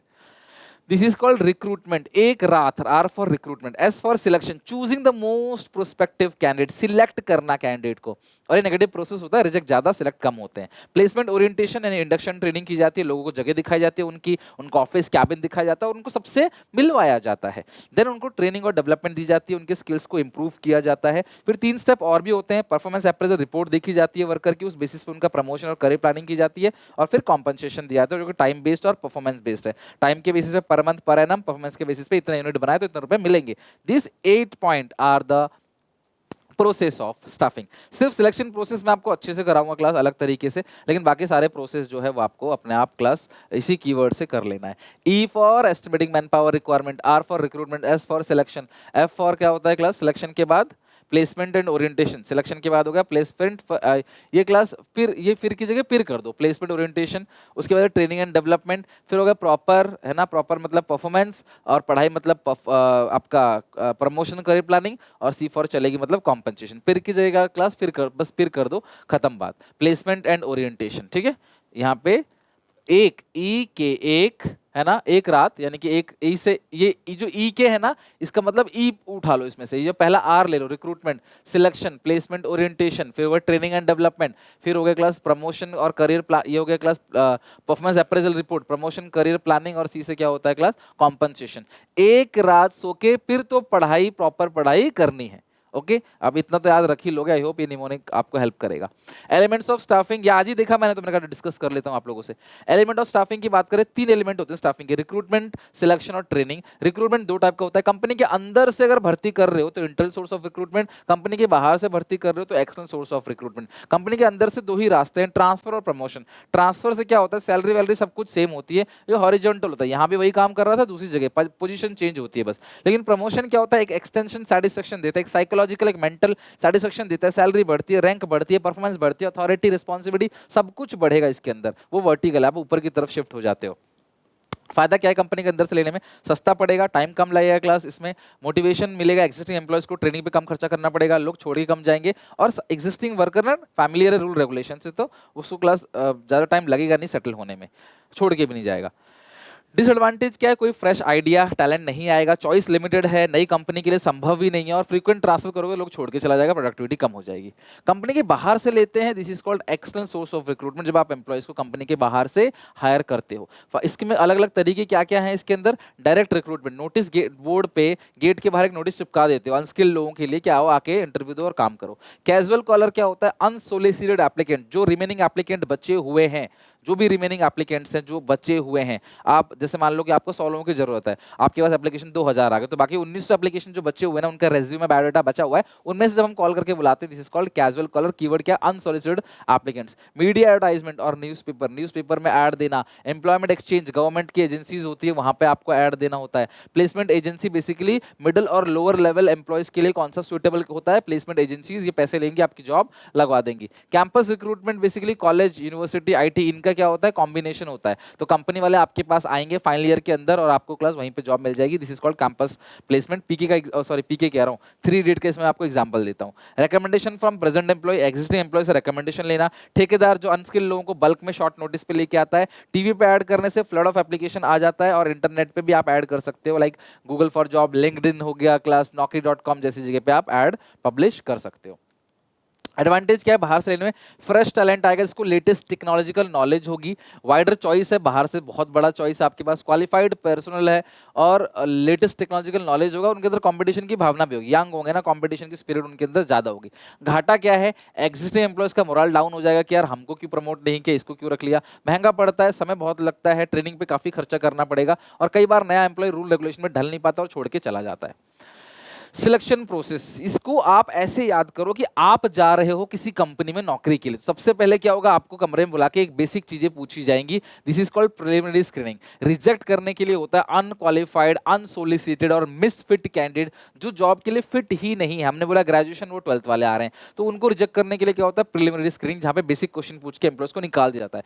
फिर ओन टेलर मेड टेस्ट, ध्यान रखना, ओन टेलर मेड टेस्ट क्या होता है, सिलेक्शन टेस्ट, जिसके अंदर क्लास 5 टेस्ट होते हैं। आपकी ability to take decision, decision लेने की एबिलिटी क्या है, आईक्यू लेवल, इंटेलिजेंस टेस्ट, आपका क्विक और आप कैसे नई नई चीज को सीख सकते हो, पोटेंशियल ऑफ लर्निंग क्या है, उसके लिए होता है एप्टीट्यूड टेस्ट। पर्सनालिटी टेस्ट क्या है, पॉजिटिव और नेगेटिव देखना पड़ता है ना, आपके इमोशंस, आपका वैल्यू सिस्टम, उसको बोलते हैं पर्सनालिटी टेस्ट। ट्रेड टेस्ट क्या होता है, knowledge in his profession, existing skills क्या है, मैं पढ़ा रहा हूं, मैं कहीं काम लेने जाऊंगा तो मुझे बोलेंगे भी पढ़ाने का स्किल क्या है, आपका एग्जिस्टिंग स्किल्स क्या है, और किस चीज में आपका इंटरेस्ट है, इन्वॉल्वमेंट ऑफ ए पर्सन, उसको बोलते हैं इंटरेस्टेड। बड़ा ध्यान रखना, एक चीज बोल रहा हूं, पेपर में देखने को मिलेगा, वैल्यू सिस्टम है ना, इमोशंस और वैल्यू सिस्टम, ध्यान रखना पेपर में आएगा। पर्सनालिटी टेस्ट है, इमोशंस और वैल्यू सिस्टम क्या है, पर्सनालिटी टेस्ट। और ability to take decision, decision making की आपकी एबिलिटी क्या है, वो आईक्यू, ठीक है। किसी को आईक्यू की फुल फॉर्म होना पता हो, फुल फॉर्म आईक्यू की, तो मुझे कमेंट में बताना, देखते हैं बचपन से आप आईक्यू आईक्यू पढ़ते आ रहे हो, किसको फुल फॉर्म पता है। फिर इंटरव्यू होगा, जहां क्रॉस क्वेश्चनिंग पूछ सकते हो, डाउट्स पूछ सकते हो। फिर रेफरेंस बैकग्राउंड चेक किया जाएगा 2 लोगों का, और फिर सिलेक्शन डिसीजन लिया जाएगा। फिर एक मेडिकल कराना होगा आपको, फिर आपको जॉब ऑफर मिलेगा, और फिर आपका कॉन्ट्रैक्ट बनेगा। यहाँ पे साइन किया डॉक्यूमेंट, यहाँ पे एक अटेस्टेशन फॉर्म होता है, जहाँ पे एम्प्लॉयर जो अपने वाइटल डॉक्यूमेंट्स को साइन करके, एम्प्लॉय अपने वाइटल डॉक्यूमेंट को साइन करके देता है, उसको बोलते हैं अटेस्टेशन फॉर्म। तो ये 8 पॉइंट ध्यान रखना। सबसे पहले बेसिक क्वेश्चन पूछा जाएगा, फिर सिलेक्शन टेस्ट होगा, टेस्ट पास करके तो क्या होगा, आपका कहानी की तरह सोचो ना क्या क्या होगा, टेस्ट पास कर गया, फिर इंटरव्यू के लिए बोला जाएगा, फिर बोलेंगे 2 रेफरेंस बैकग्राउंड दो, तब जाके सिलेक्शन डिसीजन लिया जाएगा। फिर बोलेंगे मेडिकल कराओ, कोई बीमारी तो नहीं है, मेडिकल के बाद क्या मतलब होगा क्लास, आपको जॉब ऑफर मिल जाएगा, और फिर लास्ट में एक साइन होगा agreement, this is called contract of employment, right. Training, training क्या है, process of teaching the basic skills to the new और ओल्ड एम्प्लॉय। बेसिक स्किल्स को टीच करना ही ट्रेनिंग कहलाता है, ताकि आपकी परफॉर्मेंस बेहतर हो। लेकिन ट्रेनिंग डेवलपमेंट का पार्ट है, डेवलपमेंट एक वाइडर कॉन्सेप्ट है। ट्रेनिंग आपको दी जाती है ताकि आप काम अच्छा करो, डेवलपमेंट इसलिए किया जाता है आपका, ताकि आप ग्रो कर सको। आप ग्रो करोगे ना, आपकी पर्सनालिटी बढ़ेगी, कंपनी में आप काम करते जाओ, 5-10 साल बाद आपकी पर्सनालिटी अच्छी हो जाएगी, आप सेटल हो जाओगे, है ना। तो ये ओवरऑल डेवलपमेंट करवाता है आपको, उसको बोलते हैं डेवलपमेंट। ट्रेनिंग की जरूरत क्यों पड़ती है, क्या फायदा है, लर्निंग टाइम कम हो जाता है, ट्रेन एम्प्लॉय हमेशा कम समय लेगा as compare to untrain employ. आप एक पॉजिटिव एटीट्यूड फॉर्म करोगे, नेगेटिव नहीं रहोगे, आप आपकी परफॉर्मेंस अच्छी हो जाएगी, छोड़कर नहीं जाओगे। जो डे टू डे प्रॉब्लम्स है ना, वो भी सॉल्व हो जाती हैं। आप छुट्टी नहीं मारते, कंपनी के रिसोर्सेज को तोड़फोड़ नहीं करते, उसे घर लेके नहीं आते, पर्सनल यूज नहीं करते उसका। और जो भी चेंजेस एक्सटर्नल एनवायरनमेंट में आते हैं, ट्रेनिंग के थ्रू आप उसको इंटरनल एनवायरनमेंट में लागू कर सकते हैं। और आपके पास अगर एम्प्लॉयज की कमी है, तो आप एग्जिस्टिंग एम्प्लॉयज को ट्रेनिंग देकर उससे दूसरा काम भी करवा सकते हैं। ट्रेनिंग 2 टाइप का होता है, काम करते करते ट्रेनिंग दी जा रही है तो ऑन द जॉब ट्रेनिंग, काम को छोड़ा जाता है कि जाओ पहले सीख के आओ 3 महीने, this is called off the job training. On the job training के मेथड क्या है, अप्रेंटिसशिप प्रोग्राम, यानी ट्रेनिंग अंडर मास्टर। मास्टर क्या करेगा, काम को करके तुमको दिखाएगा, है ना, जैसे जैसे ठेकेदार, जैसे लेबर लोग काम करते हैं, जैसे मैकेनिक काम करता है, प्लम्बर काम करता है, जैसे वो काम करके दिखाएगा, आप देखोगे, आप सीख जाओगे, फिर आप करोगे, वो आपको चेक करेगा। मास्टर और वर्कर के बीच में, ट्रेनर ट्रेनी के बीच में अप्रेंटिसशिप प्रोग्राम होता है। फिर इंटर्नशिप है, यानी कि class cooperation of education institution with business firm. ध्यान रखना, ये लाइन कीवर्ड है, cooperation of education institution with business firm. ये कौन सा ट्रेनिंग होता है, इंटर्नशिप। जैसे सीए की इंटर्नशिप करोगे आप 3 साल 2 साल किसी कंपनी में काम करके, तो जो एजुकेशन इंस्टीट्यूशन लाइक आईसीएआई और जो कंपनियां हैं उनके बीच में टाई अप होता है। इंडक्शन और ओरिएंटेशन ट्रेनिंग, यानी कि नए जो न्यू कमर्स होते हैं ना, उनको रूल रेगुलेशन से फैमिलियर कराने के लिए, उनका हेजिटेशन रिमूव करने के लिए, एक क्विकली सेटल डाउन होने के लिए क्लास क्या क्या आता है, इंडक्शन और ओरिएंटेशन ट्रेनिंग दी जाती है। इसके अंदर एक ही मेथड है जो बहुत इंपॉर्टेंट है, वेस्टिब्यूल स्कूल। बड़ी बड़ी सोफिस्टिकेटेड डुप्लीकेट मॉडल तैयार किया जाता है, डेलिकेट और हैवी मशीनरी के लिए से पायलट को तैयार किया जाएगा। सीधा सीधा हवाई जहाज नहीं दिया जाएगा उड़ाने के लिए, फिर तो वो खुद भी मरेगा, हवाई जहाज भी खत्म। तो इसीलिए क्लास उसको एक मॉडल तैयार किया जाता है, डमी मॉडल। उस मॉडल पे ट्रेनिंग दी जाती है ताकि वो जान माल को नुकसान ना करे, वो सीख जाता है, तब वो जाके असली मशीन पे काम करता है। उसको क्या बोलते हैं, वेस्टिब्यूल स्कूल। इसके लिए हम उसे जॉब से दूर भेजते हैं, वहां जाके सीख के आता है। This is called method of the job training. अब आते हैं डायरेक्टिंग चैप्टर पे। कैसा लग रहा है मुझे कमेंट्स में बताना जरूर, मजा आ रहा है कि नहीं। डायरेक्टिंग पे आते हैं।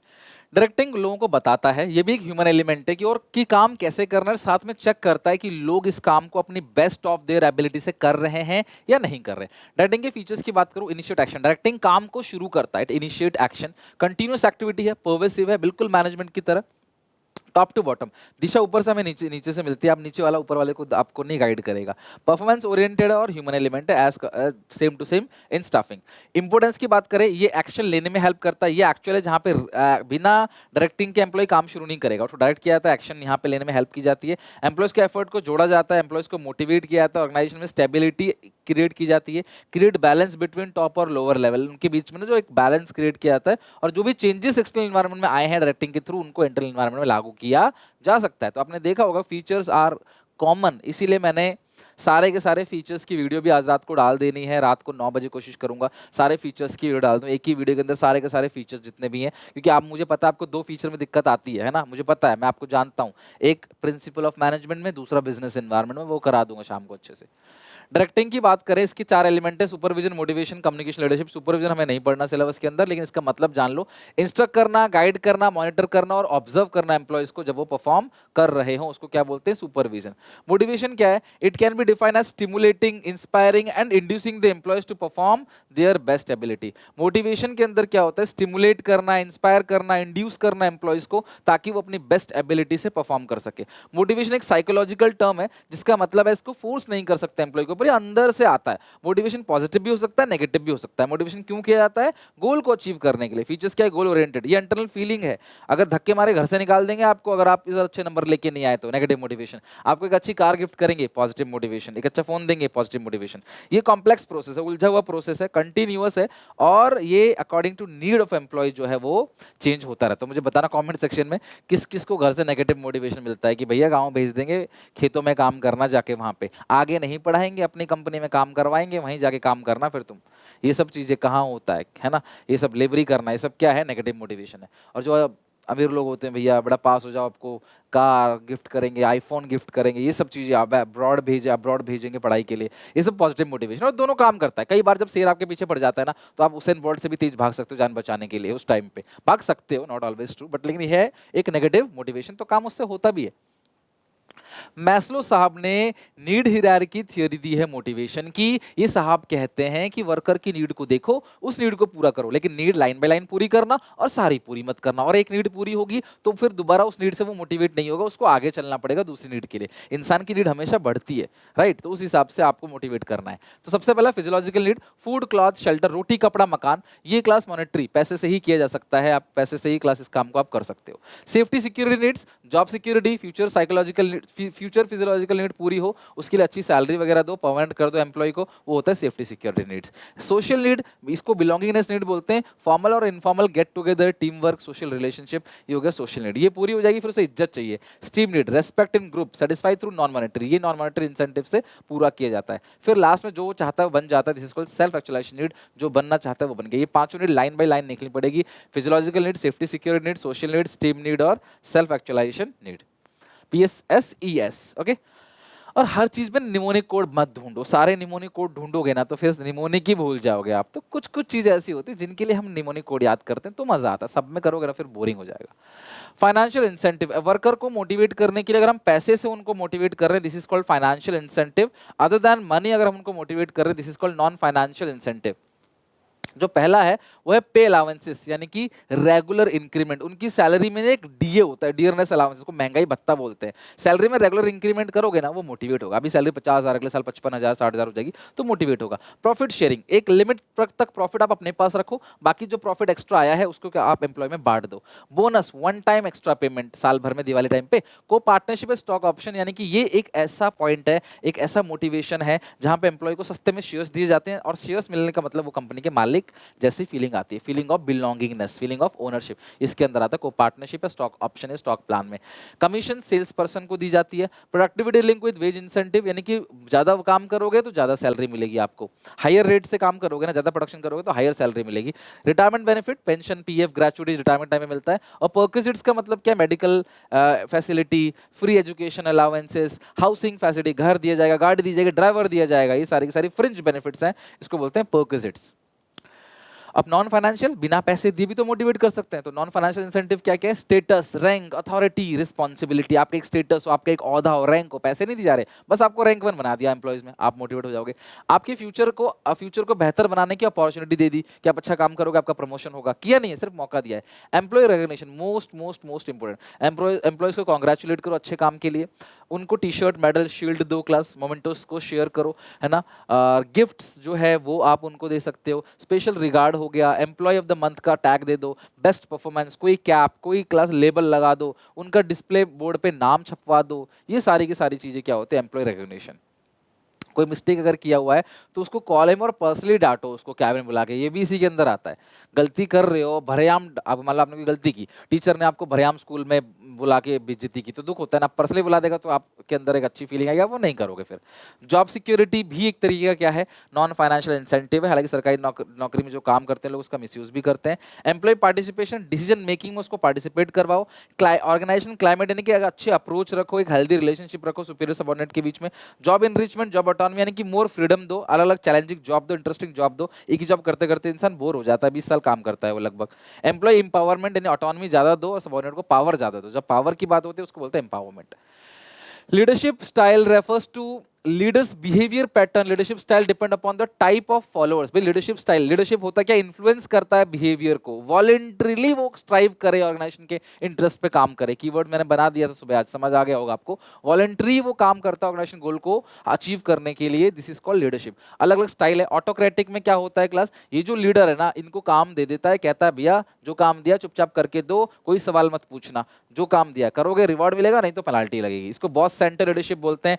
डिक्टेटर है, कोई सजेशन लेता नहीं है, हिटलर की तरह काम करता है। ऑटोक्रेटिक। डेमोक्रेटिक बहुत अच्छा है, जो लीडर है ना सबसे मिलजुल के जो है वो काम को करवाता है, कि सब लोग जो है मिलजुल के काम करेंगे, सब लोग एक दूसरे के साथ मिलेंगे और फिर काम करेंगे अच्छे से। दिस इज कॉल्ड, दिस को बोलते हैं जो लीडरशिप स्टाइल है। डायग्राम आप अलग भी बना सकते हो, मतलब आपने बुक में तो कुछ ऐसा ही डायग्राम देखा होगा, तो आप ये भी बना सकते हो, ठीक है। तो ये लीडर है, सबसे मिलजुल के काम करता है, सजेशंस को लेता है, डिसीजन मेकिंग में सबको पार्टिसिपेट कराता है, सब खुश रहते हैं, सबके मिलने से ही काम होता है। This is called democratic. Job satisfaction भी अच्छी होती है और वर्कर को लगता है यार हम इसका हिस्सा है। टू वे कम्युनिकेशन यहाँ पे होता है। फ्री रेन के अंदर क्या होता है? जो लीडर है वो साइड हट जाता है, कहता है तुम लोग भी अपना अपना काम करो सारा, मैं तुम्हें पावर दे देता हूँ, तुम अपना काम करो, मुझे तुम पे पूरा भरोसा है, इमरजेंसी होगी तभी मुझे बुलाना, अदरवाइज मुझे मत बुलाना। कंप्लीट फ्रीडम दे देता है एम्प्लॉइज को। हाँ बट ये लोग इसमें ना इसकी कॉन्ट्रीब्यूशन को मिस करते हैं। This is called free rein और लेजेस फेयर लीडरशिप। मेरे मन में कुछ बात आई, मैं आपको क्लास वो बात बोलता हूं तो मुंह से, एक्सप्रेशन से, गेस्चर रिकॉर्डिंग से लिख के दे सकता हूं। दिस इज कॉल्ड कम्युनिकेशन, जहां पे मैं सेंडर बन गया, आप रिसीवर बन गए और हमारे बीच इंफॉर्मेशन पास किया जा रहा है। कम्युनिकेशन दो टाइप का होता है, फॉर्मल और इनफॉर्मल। आपने पढ़ा होगा औपचारिक और अनौपचारिक। हंसी मजाक, दोस्ती यारी, गपशप, इधर उधर की बात, मस्ती तफरीबाजी चल रही है, वो इनफॉर्मल ऑर्गेनाइजेशन है। और जब काम की बात हो रही है, this is called formal organisation. पढ़ाई लिखाई की बात चल रही है, उसको क्या बोलते हैं? Formal organisation, sorry formal communication. तो फॉर्मल कम्युनिकेशन में कम्युनिकेशन ऑफिशियल मैटर पे होता है, टास्क देना, रिस्पॉन्सिबिलिटी फिक्स करना, अथॉरिटी देना, टारगेट देना, ऑब्जेक्टिव्स देना, उन सब पे। ये वर्टिकल कम्युनिकेशन होता है, अपवर्ड और डाउनवर्ड। नीचे से इन्फॉर्मेशन ऊपर जा रही है तो उसको बोलते हैं अपवर्ड कम्युनिकेशन। ऊपर से नीचे, ऑर्डर ऊपर से नीचे आता है, शिकायतें नीचे से ऊपर जाती है, अपवर्ड है। ये क्या है क्लास आपका? डाउनवर्ड। पावर भी ऊपर से नीचे आती है। हॉरिजॉन्टल कम्युनिकेशन, जब आप भी मिडिल लेवल के मैनेजर हो, सेल्स मैनेजर हो, वो है परचेज मैनेजर, दोनों आपस में बात कर रहे हो। और डायगोनल मतलब जब एक डिपार्टमेंट का नीचे का बंदा दूसरे डिपार्टमेंट के ऊपर के बंदे से बात कर रहा है। परचेज करने वाला वर्कर सेल्स मैनेजर से बात कर रहा है। This is called diagonal communication. Informal communication between different members of organisation who are not officially attach. हंसी मजाक, ऑफिशियल मैटर में बात नहीं कर रहे, इसके नेटवर्क को बोलते हैं ग्रेप वाइन। यहाँ इन्फॉर्मेशन कहीं से भी कहीं फैल सकती है, अफवाहें बहुत फैलती हैं इसके अंदर। कम्युनिकेशन का प्रोसेस, सेंडर वो पर्सन है इसके मन में आइडिया आया है, रिसीवर वो है जिसको वो शेयर करना चाहता है। एक मैसेज लिखेगा जो कंटेंट वो शेयर करना चाहता है, उसको मैसेज इनकोड होगा, ऐसी लैंग्वेज में कन्वर्ट किया जाएगा ताकि कोई उस मैसेज को ना पढ़ सके। फिर मीडिया का सिलेक्शन किया जाएगा, कहाँ पे आप मैसेज भेजना चाहते हो, मोबाइल फोन पे, मोबाइल फोन के थ्रू मैसेज भेजना चाहते हो, ईमेल पे, कंप्यूटर पे, लेटर लिख के। डिकोडिंग, फिर डिकोडिंग मतलब इन्फॉर्मेशन को ऐसी लैंग्वेज में जो इनकोडेड मैसेज उसको वापस कन्वर्ट किया जाएगा रीडेबल फॉर्मेट में ताकि रिसीवर उसे पढ़ सके। फिर रिसीवर फीडबैक देगा सेंडर को कि हाँ भाई मैसेज मिल गया, मैं समझ गया, तो कम्युनिकेशन प्रोसेस एंड हो गया। मैं आपको बोलता हूँ ना, अभी आपको समझ आ गया अच्छे से, मुझे कमेंट्स में लिख के देना। कई बच्चे नहीं लिखते हैं, छोड़ना क्या ही है, लेकिन जो बच्चे लिखते हैं तो मैं जानता हूँ, समझ पाता हूँ कि हाँ यार, एक विनम्र भाव भी उनका दिखता है कि हाँ यार सपोर्ट कर रहे हैं, तो मुझे समझ आता है हाँ यार उनको समझ आया। अच्छा बुरा जो भी लिखोगे तो ही तो मैं इंप्रूव करूंगा ना, कि हाँ ठीक है ये चीज़ गलत हो रही है तो मैं उसको इंप्रूव करूंगा आगे आने वाले टाइम पे, है ना। अब नॉइज क्या है? नॉइज क्लास यहाँ पे ऐसे इसको देख लो, ऐसे ही बना के आना पेपर में अगर आता है तो। नॉइज किसी भी प्रकार का क्लास डिस्टरबेंस हो सकता है, लेकिन नेटवर्क अच्छा नहीं है, शोर आ रहा है रास्ते में, चिट्ठी चुर गई हमारी जो हम भेज रहे थे, वो सब किसी भी प्रकार का जो डिस्ट्रप्शन या डिसरप्शन बोलते हो आप, या डिस्टरबेंस बोल लो, उसको बोलते हैं नॉइज। कम्युनिकेशन में ना, जो मैसेज मैंने आपको भेजा जिस वे में, आपको उस वे में वो चीज़ नहीं मिली, आपने उसको उस वे में नहीं समझा, this is called barrier of communication. और बैरियर चार होते हैं: semantic barrier, psychological barrier, organisational barrier और पर्सनल बैरियर। सबसे इंपॉर्टेंट दो है, सिमेंटिक और ऑर्गेनाइजेशनल बैरियर, बिल्कुल स्किप मत करके जाना। सिमेंटिक बैरियर का मतलब क्या है कि मैसेज को सही से आपने एक्सप्रेस नहीं किया, जो बात जैसे बोलनी थी ना आपने उसको सही से नहीं बोला, सही वर्ड्स आपने यूज नहीं किया, जो वर्ड बोलना चाहिए उसको मिसिंग था, तो वो क्लास जिसकी वजह से बैरियर आता है, समझने वाला समझ नहीं पाता। अलग अलग क्लास सेम सेम वर्ड है, प्राइस प्राइस, प्रिंसिपल प्रिंसिपल, अलग अलग मीनिंग होता है उसका, आप उसको उस वे में नहीं ले पाए, आपने कोई दूसरा वर्ड का मीनिंग समझ लिया तो भी दिक्कत आती है। ट्रांसलेटर ने ट्रांसलेशन सही से नहीं किया, आप किसी और भाषा में बोल रहे हो, आपका ट्रांसलेटर उसे हिंदी में कन्वर्ट कर रहा है, वो ट्रांसलेटर ने ट्रांसलेट सही से नहीं किया, तो आपकी बात को लोग गलत समझेंगे और कम्युनिकेशन बैरियर होगा। अनक्लैरिफाइड अजम्पशन, पहले ही आपने कुछ अजम्पशन ले लिया, आपकी बॉडी लैंग्वेज जो आपकी बातों से मैच नहीं करती, या कुछ टेक्निकल वर्ड यूज करते हो, ईबीआईटी, यूटिलिटी, कमोडिटी, तो भैया अगर आपकी कॉमर्स के टेक्निकल वर्ड आप आम आदमी को बोलोगे जो कॉमर्स नहीं है बैकग्राउंड से, तो मे भी वो आपके मैसेज को ना समझ पाए, उसको बोलते हैं टेक्निकल जार्गन। जैसे डॉक्टर यूज करते हैं ना, भैया ये वाला बीमारी हो गई है उसको, आप बोलते हो सीधे सीधे बोलना क्या है, वो उसको एक अलग नाम देते हैं। मेडिकल फार्मास्यूटिकल इंडस्ट्री में भी होता है, इंजीनियरिंग में भी होता है। Psychological barrier, pre mature evolution, message पूरा नहीं किया, पहले ही मन में आप समझ गए अच्छा ये चीज ये बोलने वाला है, या फिर आपने ध्यान से नहीं सुना, या फिर क्लास मैसेज चार अलग अलग कानों से आ रहा है, ओ भाई उसने उसको ये बोला, फिर उसने उसको वो बोला, उसने उसको वो बोला। जब बातें आप चार कान से सुनते हो ना, तो बातें का मतलब ही बिल्कुल बदल जाता है, वो गया साइकोलॉजिकल बैरियर।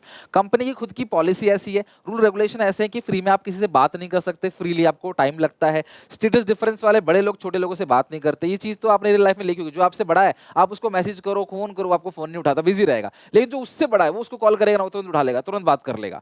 समझ रहे हो बात को? तो ये स्टेटस डिफरेंस है, आपको लगता है यार मैं अपने नीचे वाले से क्या बात करूं, वो मुझसे कुछ ना कुछ काम ही बोलेगा, हाँ लेकिन अपने ऊपर वाले से मैं हाथ जोड़ूंगा कि वो मुझे कुछ ना कुछ हेल्प कर देगा, तो ये दुनिया इसी से चलती है, ये स्टेटस डिफरेंस। अगला है कॉम्प्लेक्स ऑर्गेनाइजेशन। ऑर्गेनाइजेशन में बहुत उलझा हुआ है, कॉम्प्लेक्स है, आप किससे जो कम्युनिकेशन का पूरा प्रोसेस कंपनी ने बनाया वो अच्छा नहीं बनाया, फैसिलिटीज ऐसी नहीं है कि आप सीधे जाओ और बात कर सको, कॉन्टैक्ट कर सको, आपको लेटर भेजना पड़ेगा, ईमेल भेजना पड़ेगा, शेड्यूल करना पड़ेगा अपॉइंटमेंट, तब जाके आपसे बात होगी, तो फिर बात क्या फायदा, समय पे आप बात नहीं कर पाओगे, तो वो बैरियर ही तो है। पर्सनल में आपकी खुद की कमी, आपको खुद ही कॉन्फिडेंस नहीं है सबऑर्डिनेट्स में, अगर मुझे कॉन्फिडेंस नहीं होगा आपके ऊपर, मैं आपको पढ़ाऊंगा ना, आपको समझ नहीं आएगा। कई बार ऐसा होता होगा ना, आप टफ क्वेश्चन लेकर टीचर के पास जाते हो, टीचर आपको रफा दफा करके भगा देता है, सोचता है यार पढ़ाना तो मेरी जिम्मेदारी है, लेकिन यार ये गधा बच्चा है, ये इतना टफ क्वेश्चन क्यों पूछ रहा है, इसको तो समझ ही नहीं आएगा, वो सच में फिर समझ नहीं आएगा, वो अच्छे से समझाएगा ही नहीं आपको। इंसेंटिव नहीं मिल रहा, आप वर्कर से बोल रहे हो कि आप हमें इनिशिएटिव दो, आप हमें आइडिया दो, आइडिया के बदले पैसे नहीं दे रहे, तो क्यों तुम्हें कोई आइडिया देगा, क्यों कोई सजेशन देगा? आपको डर है अथॉरिटी खोने का, तो कई बार आप चीजों को छुपा लेते हो या फिर बात ही नहीं करना चाहते। आज आपका मूड खराब है, आप पढ़ाना नहीं चाहते, बच्चा बोला पढ़ाओ पढ़ाओ पढ़ाओ, तो आप पढ़ाओगे तो भैया वो समझ नहीं आएगा किसी को। सर तो कैसे बेहतर करें कम्युनिकेशन को? आइडिया को क्लैरिफाई करो, कम्युनिकेट करने से पहले कम्युनिकेट करो रिसीवर की नीड के अकॉर्डिंग, दूसरों से कम्युनिकेशन से पहले एक बार सलाह ले लो, प्रॉपर लैंग्वेज टोन और मैसेज का यूज करो, फीडबैक प्रॉपर तरीके से लो, present as well as future की बात करो, कम्युनिकेशन को फॉलो अप करो, be a good listener, mind खोल के बात करो, है ना, ओपन माइंड होना चाहिए। ओपन माइंड मतलब नए नए सजेशंस, नए नए आइडियाज को एक्सेप्ट करने की ताकत आपके अंदर होना चाहिए। तो जब बच्चे मुझे कोई सजेशन देते हैं तो मैं तो खुशी खुशी उसे एक्सेप्ट करता हूँ। बच्चों ने मुझे बोला कि सर आप वीडियोस जो बना रहे हो वो एक छोटी छोटी वीडियो बना दो, 5-5 मिनट 10-10 मिनट की, तो मैंने कहा ठीक है 12 चैप्टर है, मैं 2 घंटे के अंदर आपको रिकॉर्ड करके दे दूंगा, एक ही वीडियो देख लो। आप 12-12 वीडियो अलग अलग जाओगे अलग अलग तरीके से, क्या फायदा, एक ही वीडियो देखिए खत्म करो, एक ही वीडियो सेव कर लो और अपने दोस्तों को शेयर कर दो जी, इसी वीडियो से आपका पूरा रिवीजन हो जाएगा। और कंप्लीटनेस ऑफ मैसेज, मैसेज को पूरा बोलो, आधा बोलोगे तो वैसे कोई समझ नहीं पाएगा। लास्ट चैप्टर कंट्रोलिंग, मतलब पार्ट ए का लास्ट चैप्टर, 50 नंबर का रिवीजन हम करने जा रहे हैं। कंट्रोलिंग क्या है? Controlling function can be define as comparison, actual performance को प्लान परफॉर्मेंस से कंपेयर करना और देखना कोई डेविएशन तो नहीं है इसके अंदर, कोई डिफरेंस तो नहीं है, और उस डिफरेंस को पकड़कर ठीक करना, इसी को हम लोग क्या बोलते हैं क्लास? कंट्रोलिंग बोलते हैं। कंट्रोलिंग लास्ट फंक्शन नहीं है मैनेजमेंट का, कंट्रोलिंग प्लानिंग को दोबारा साइकिल में लेके आता है। इसीलिए आपकी बुक में जो फंक्शंस ऑफ मैनेजमेंट है वो इस तरीके से दिया गया है, क्योंकि ये में पहला और आखिरी कुछ नहीं है, सब चलता रहता है। प्लान अचीव करोगे फिर नया प्लान बनेगा, फिर उसको अचीव करोगे फिर नया प्लान बनेगा, वो चलता रहता है। कंट्रोलिंग के दो एस्पेक्ट है, स्ट्रेटेजिक कंट्रोल, आपने स्टैंडर्ड जो बनाए वो सही बनाए कि नहीं उसको जानने के लिए होता है, आपके एम्प्लॉय सही से काम कर रहे हैं कि नहीं, मैनेजर सही से काम कर रहे हैं कि नहीं उसको जानने के लिए होता है आपका operation control.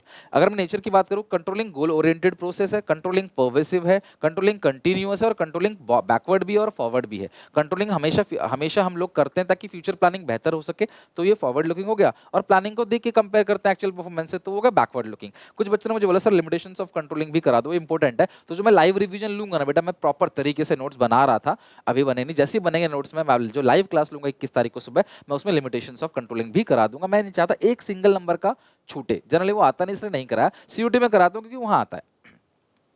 Benefits of controlling क्या है, गोल को अचीव करने में आपकी मदद करता है, स्टैंडर्ड्स आपने जो सेट किए हैं वो सही है कि नहीं उसको जज करता है, रिसोर्सेज का प्रॉपर तरीके से क्लास एफिशिएंट यूज होता है, एम्प्लॉयज जो है उसको इंप्रूव किया जाता है, उनके मोटिवेशन को, ऑर्डर डिसिप्लिन मेंटेन होता है। ध्यान रखना इसके लिए एक वर्ड मैं आप लिख रहा हूँ, डिसऑनेस्ट बिहेवियर, एम्प्लॉयज के डिसऑनेस्ट बिहेवियर को ये रोकता है और आपका जो कोऑर्डिनेशन है उसको भी इंप्रूव करता है। So these all are the benefits of controlling. Controlling के प्रोसेस में एस एम कैट, ठीक है, संदीप महेश्वरी ने एक कुत्ता पाल रखा है, बहुत प्यारा सा कैट है उनके पास, ठीक है, तो इसीलिए क्लास एस एम कैट मान लो, या कुछ भी ले लो, सुमित मल्होत्रा ले लो, क्लास कोई भी नाम ले लो, ठीक है, सचिन मिश्रा ले लो, कोई भी नाम ले लो, तो एस एम कैट ये क्या है क्लास, निमोनिक कोड है, और लास्ट में क्लास एफ, ठीक है, ये एफ है, S M cat F, okay, S M cat F. S for setting up standards, M for measuring actual performance, C for comparing actual performance with standards, A for analyzing deviation, deviation के अंदर दो point है, CPC और MB। CPC मतलब critical area पे focus करो class, सब कुछ आप नहीं कर पाओगे, तो जो क्रिटिकल एरिया है ना क्लास उस पे फोकस करो, ठीक है, जो क्रिटिकल एरिया है, लाइक अगर पोस्टल चार्ज अगर 5% से बढ़ गया वो सस्ता है, वो ज्यादा नुकसान नहीं होगा, कॉस्ट अगर आपकी प्रोडक्शन कॉस्ट 2% से बढ़ी वो क्रूशियल है, इस पे कंट्रोल करो। मैनेजमेंट में एक्सेप्शन कहता है class range should be decide, एक रेंज बनाओ, 10% 20% तक डेविएशन अलाउड है, उससे ज्यादा डेविएशन नहीं होना चाहिए, है ना, जो सब कुछ कंट्रोल करना चाहेगा वो कुछ भी कंट्रोल नहीं कर पाएगा, ऐसी बातें कहाँ लिखी है, एमबीई के अंदर। मैनेजमेंट बाय एक्सेप्शन को कंट्रोल बाय एक्सेप्शन भी कहा जाता है। टेकिंग करेक्टिव मेजर्स यानी कि ठीक करो, मशीन पुरानी है तो रिपेयर कराओ, ठीक कराओ, टेक्नोलॉजी पुरानी है तो अपडेट कराओ, वर्कर सही से काम नहीं कर रहे उनको ट्रेनिंग दो, रिसोर्सेज अवेलेबल नहीं है तो रॉ मटेरियल खरीदो, इसको बोलते हैं करेक्टिव मेजर्स। और लास्ट में एफ फॉर फीडबैक, है ना, फीडबैक लो वर्कर से कि ठीक है अब प्रॉब्लम सॉल्व कर दिया, अब आगे तो दिक्कत नहीं होगी, this is called feedback in controlling. Positive deviation किसे कहते हैं, आपने सोचा था 100 बनाने का, बना 120, ज्यादा बन गया, पॉजिटिव डेविएशन। नेगेटिव डेविएशन मतलब सोचा 120 बना 100, -20 negative deviation. Relationship between planning and controlling, तो सबसे पहले नेचर कॉन्सेप्ट, दूसरा है प्लानिंग और कंट्रोलिंग दोनों इंटरडिपेंडेंट है, इंटरलिंक है। भाई आपने कंट्रोलिंग नहीं की, सिर्फ प्लान बनाया, आपने उसे कंपेयर नहीं किया एक्चुअल परफॉर्मेंस से, तो क्या फायदा प्लानिंग करने का। और आपने कंट्रोलिंग किया, प्लानिंग नहीं किया, तो कंट्रोलिंग कर ही नहीं सकते बिना प्लानिंग के। भाई कंट्रोलिंग में एक्चुअल को प्लान से कंपेयर करते हो, प्लान है ही नहीं तो किससे घंटा कंपेयर करोगे आप। प्लानिंग और controlling both are backward. Planning backward क्यों है क्लास, क्योंकि पास्ट एक्सपीरियंस को देख के हम फ्यूचर के लिए प्लान करते हैं। फॉरवर्ड क्यों है, क्योंकि प्लानिंग फ्यूचर एक्सरसाइज है, प्लानिंग तो फ्यूचर के लिए किया जाता है ना, प्लानिंग हमेशा फ्यूचर के लिए, तो फ्यूचरिस्टिक ही तो होता है प्लान। और कंट्रोलिंग बैकवर्ड क्यों है, प्लान को देखता है। फॉरवर्ड क्यों है, कंट्रोलिंग से फ्यूचर प्लानिंग इंप्रूव होती है, तो कंट्रोलिंग में हम एरर को मिनिमाइज करते हैं और फिर बाद में उसको ठीक भी करते हैं। प्लानिंग प्रिस्क्रिप्टिव है, प्रिस्क्रिप्शन देता है, कंट्रोलिंग इवैल्यूएट करता है। प्लानिंग इंटेलेक्चुअल है ना, और जो कंट्रोलिंग है वो इवैल्यूएशन है, वो इवैल्यूएट करता है। नेक्स्ट है फाइनेंशियल मैनेजमेंट, तो ये पार्ट ए हमारा 50 मार्क्स का पूरा खत्म हो गया। अब चलते हैं फाइनेंशियल मैनेजमेंट पे, पार्ट बी पे। ये चारों चैप्टर जो है वो 30 मार्क्स का कवर करता है, जो लास्ट के 4 चैप्टर्स होते हैं। करते हैं ये chapter. Financial management refers to efficient acquisition of finance, efficient utilization of finance, and efficient distribution of finance, and disposal of surplus for smooth working of company. आमतौर पे कंपनी जनता के पैसे से बिजनेस करती है, उस पैसे को मैनेज करना ही क्या कहलाता है, फाइनेंशियल मैनेजमेंट है। और इसका मेन ऑब्जेक्टिव होता है शेयर होल्डर्स की वेल्थ को मैक्सिमाइज करना। अगर आप शेयर होल्डर्स की वेल्थ को मैक्सिमाइज करोगे तो प्रॉफिट भी अच्छा कमाओगे, फंड्स का प्रॉपर यूटिलाइजेशन होगा, आपको जब पैसों की जरूरत होगी तब आपके पास पैसा होगा, और जो भी क्रेडिटर्स के साथ आपने फाइनेंशियल कमिटमेंट किए हैं ना वो भी आप पूरा कर पाओगे। So these are the objective जो अपने आप अचीव हो जाएंगे अगर आप फाइनेंशियल मैनेजमेंट करते हो तो financial planning means deciding in advance how much to spend. अब ये फाइनेंशियल प्लानिंग बहुत इंपॉर्टेंट है बेटा। फाइनेंशियल प्लानिंग यानी फ्यूचर के लिए आप सोच लेते हो कि हमें फ्यूचर में कितने पैसों की कब जरूरत पड़ेगी और उस फंड को कहां से रेज करना है, this is called financial planning. और ध्यान रखना ये फाइनेंशियल ब्लूप्रिंट देता है ऑफ ऑर्गेनाइजेशन फ्यूचर ऑर्गेनाइजेशन के लिए ना एक फाइनेंशियल ब्लूप्रिंट देता है। Finance is the blood of the business. Body में खून की जो वैल्यू है ना वही बिजनेस में पैसों की वैल्यू है, कैपिटल की वैल्यू है। बॉडी से खून निकाल दोगे हम खत्म हो जाएंगे, बिजनेस बिजनेस से पैसा निकाल दोगे तो बिजनेस खत्म हो जाएगा। उसके बेसिस पे क्या लिखना है आपको, उसकी इंपॉर्टेंस लिखना है। हमेशा ध्यान रखना, बहुत इंपॉर्टेंट है फाइनेंशियल प्लानिंग। उसमें एक पॉइंट पकड़ लेना कि जब हमें पैसों की जितनी जरूरत पड़ती है फ्यूचर में, तब हमारे पास उतना पैसा है, इसका मतलब फाइनेंशियल प्लानिंग है। ये क्या इंश्योर करता है, फंड्स की जरूरत जब पड़े तब हमारे पास पैसा हो, और फर्म देखे कि फर्म पैसा अननेसेसरी रेज ना करे, जितना पैसा चाहिए उतना पैसा रेज करे। बेनिफिट क्या है, इंपॉर्टेंस क्या है फाइनेंशियल प्लानिंग का, ऑप्टिमम फंड्स को कलेक्ट करना, मोस्ट एप्रोप्रिएट कैपिटल स्ट्रक्चर बनाना कि आपकी कैपिटल स्ट्रक्चर में डेट कितना होगा, इक्विटी कितना होगा। It helps in investing finance, finance को राइट प्रोजेक्ट में इन्वेस्ट करना, फंड्स का प्रॉपर तरीके से यूटिलाइजेशन करना, शॉक सरप्राइज से बचना। अगर आप पहले से प्लान करके चलोगे तो फ्यूचर में जो शॉक्स और सरप्राइज लगने वाले होंगे उससे आप बच पाओगे। कोऑर्डिनेशन में हेल्प करेगा, ये प्रेजेंट फाइनेंशियल रिक्वायरमेंट को फ्यूचर फाइनेंशियल रिक्वायरमेंट से लिंक करता है, और ये इन्वेस्टमेंट को फाइनेंसिंग डिसीजन से भी लिंक करता है। भैया मुझे फ्यूचर में इतना इन्वेस्टमेंट चाहिए तो मुझे इतने पैसे फाइनेंसिंग डिसीजन से रेज करने हैं, तो इसको भी लिंक करता है।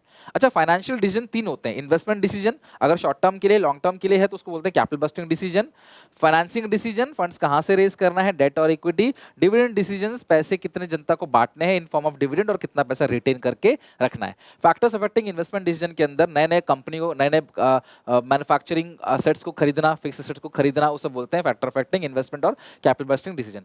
तो इन्वेस्टमेंट डिसीजंस को फैक्टर्स कौन कौन से अफेक्ट करते हैं, cash flow of the position, अगर आपकी कैश फ्लो अच्छी है, आप उस जो भी आप इन्वेस्टमेंट करोगे, जिस भी जगह आप इन्वेस्टमेंट करोगे, नया फोन खरीदोगे, नई गाड़ी खरीदोगे, तो उस पर कुछ ना कुछ डे टू डे बेसिस पे खर्चा होगा, उस खर्चे को झेल सकते हो तो करो, नहीं तो आप इन्वेस्टमेंट वहां मत करो। अब हाथी तो पाल लो, खरीद लोगे, लेकिन उसका चारा नहीं दे पाओगे, तो क्यों हाथी पालो फिर।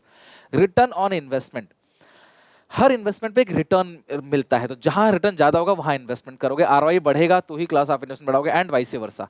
अगला है रिस्क इन्वॉल्व, रिस्क इंक्रीज करेगा, इन्वेस्टमेंट्स जहां पे रिस्क कम होगा वहां पे इन्वेस्टमेंट करोगे, और वाइस वर्सा। और जब इन्वेस्टमेंट जो डिसीजन है ना वो इरिवर्सेबल डिसीजन है, एक बार आपने ले लिया ना उसको आप बदल नहीं सकते, उसको आप क्लास पीछे जा नहीं सकते। तो आप देखो कि उस मशीन का रॉ मटेरियल, उस मशीन की रिपेयरिंग इंजीनियर्स अवेलेबल हैं या नहीं है, कब आउटडेट होगा, कब ऑब्सोलेट होगा, ये सब चीज चेक करके ही डिसीजन लेना चाहिए। फैक्टर्स अफेक्टिंग फाइनेंसिंग डिसीजन, यानी कि कहां से फंड्स को रेज करोगे, विच सोर्स फाइनेंस और capital to be raise, debt या इक्विटी। इक्विटी को बोलते हैं ओनर फंड, डेट को बोलते हैं बोरोड फंड। डेट के अंदर आता है loan, debentures, public deposit, loans, है ना, वो पब्लिक बोरोइंग्स। और ओनर फंड के अंदर आता है equity share capital, preference share capital and reserve and surplus, right. So company दो सोर्सेस से रेज कर सकते हैं, ओनर फंड इक्विटी और क्लास बोरोड फंड डेट। अब ये कौन कौन से फैक्टर्स हैं जो अफेक्ट करते हैं, सबसे पहला है क्लास कॉस्ट, ये हो गया फैक्टर्स अफेक्टिंग फाइनेंसिंग डिसीजन, तो ये हो गया कॉस्ट। भाई देखो, हर हर जो एक ऑप्शन है, डेट रेज करो चाहे इक्विटी से फंड्स को रेज करो, उसमें कुछ खर्चा आता है, तो जहां खर्चा कम होगा ना वहां पे क्लास आप फंड्स को रेज करोगे। रिस्क कंपेयर करना, risk generally debt more risky होता है, डेट इज द चीपेस्ट, ध्यान रखना, which is the cheapest source of finance, debt cheapest है, सबसे सस्ता, लेकिन रिस्की भी है क्योंकि कंपनी में को इंटरेस्ट पे करना पड़ता है डेट पे, भले ही आप कंपनी कमा रही नहीं कमा रही। कैश फ्लो पोजीशन अच्छी है, ब्याज भर सकते हो, डेट से रेज करो, अदरवाइज इक्विटी। कंट्रोल चाहते हो तो क्लास डेट इशू करो, अदरवाइज इक्विटी इशू करो। अगर आप चाहते हो कंट्रोल आपका रहे बिजनेस पे तो भैया आप इक्विटी को मत इशू करो, डेट इशू करो। अगर शेयर इशू एक्सपेंस हाई है, फ्लोटेशन कॉस्ट हाई है, फ्लोटेशन कॉस्ट मतलब होता है शेयर इशू एक्सपेंसेस, तो जहां अगर आप वो हाई है तो डेट इशू करो, अदरवाइज आप इक्विटी इशू करो। कैपिटल मार्केट बूम पीरियड, अगर कंट्री में इन्फ्लेशन है तो इक्विटी इशू करो, लोग रिस्क लेने को तैयार है, पैसा ज्यादा उनके पास। कंट्री में डिफ्लेशन है तो डेट इशू करो।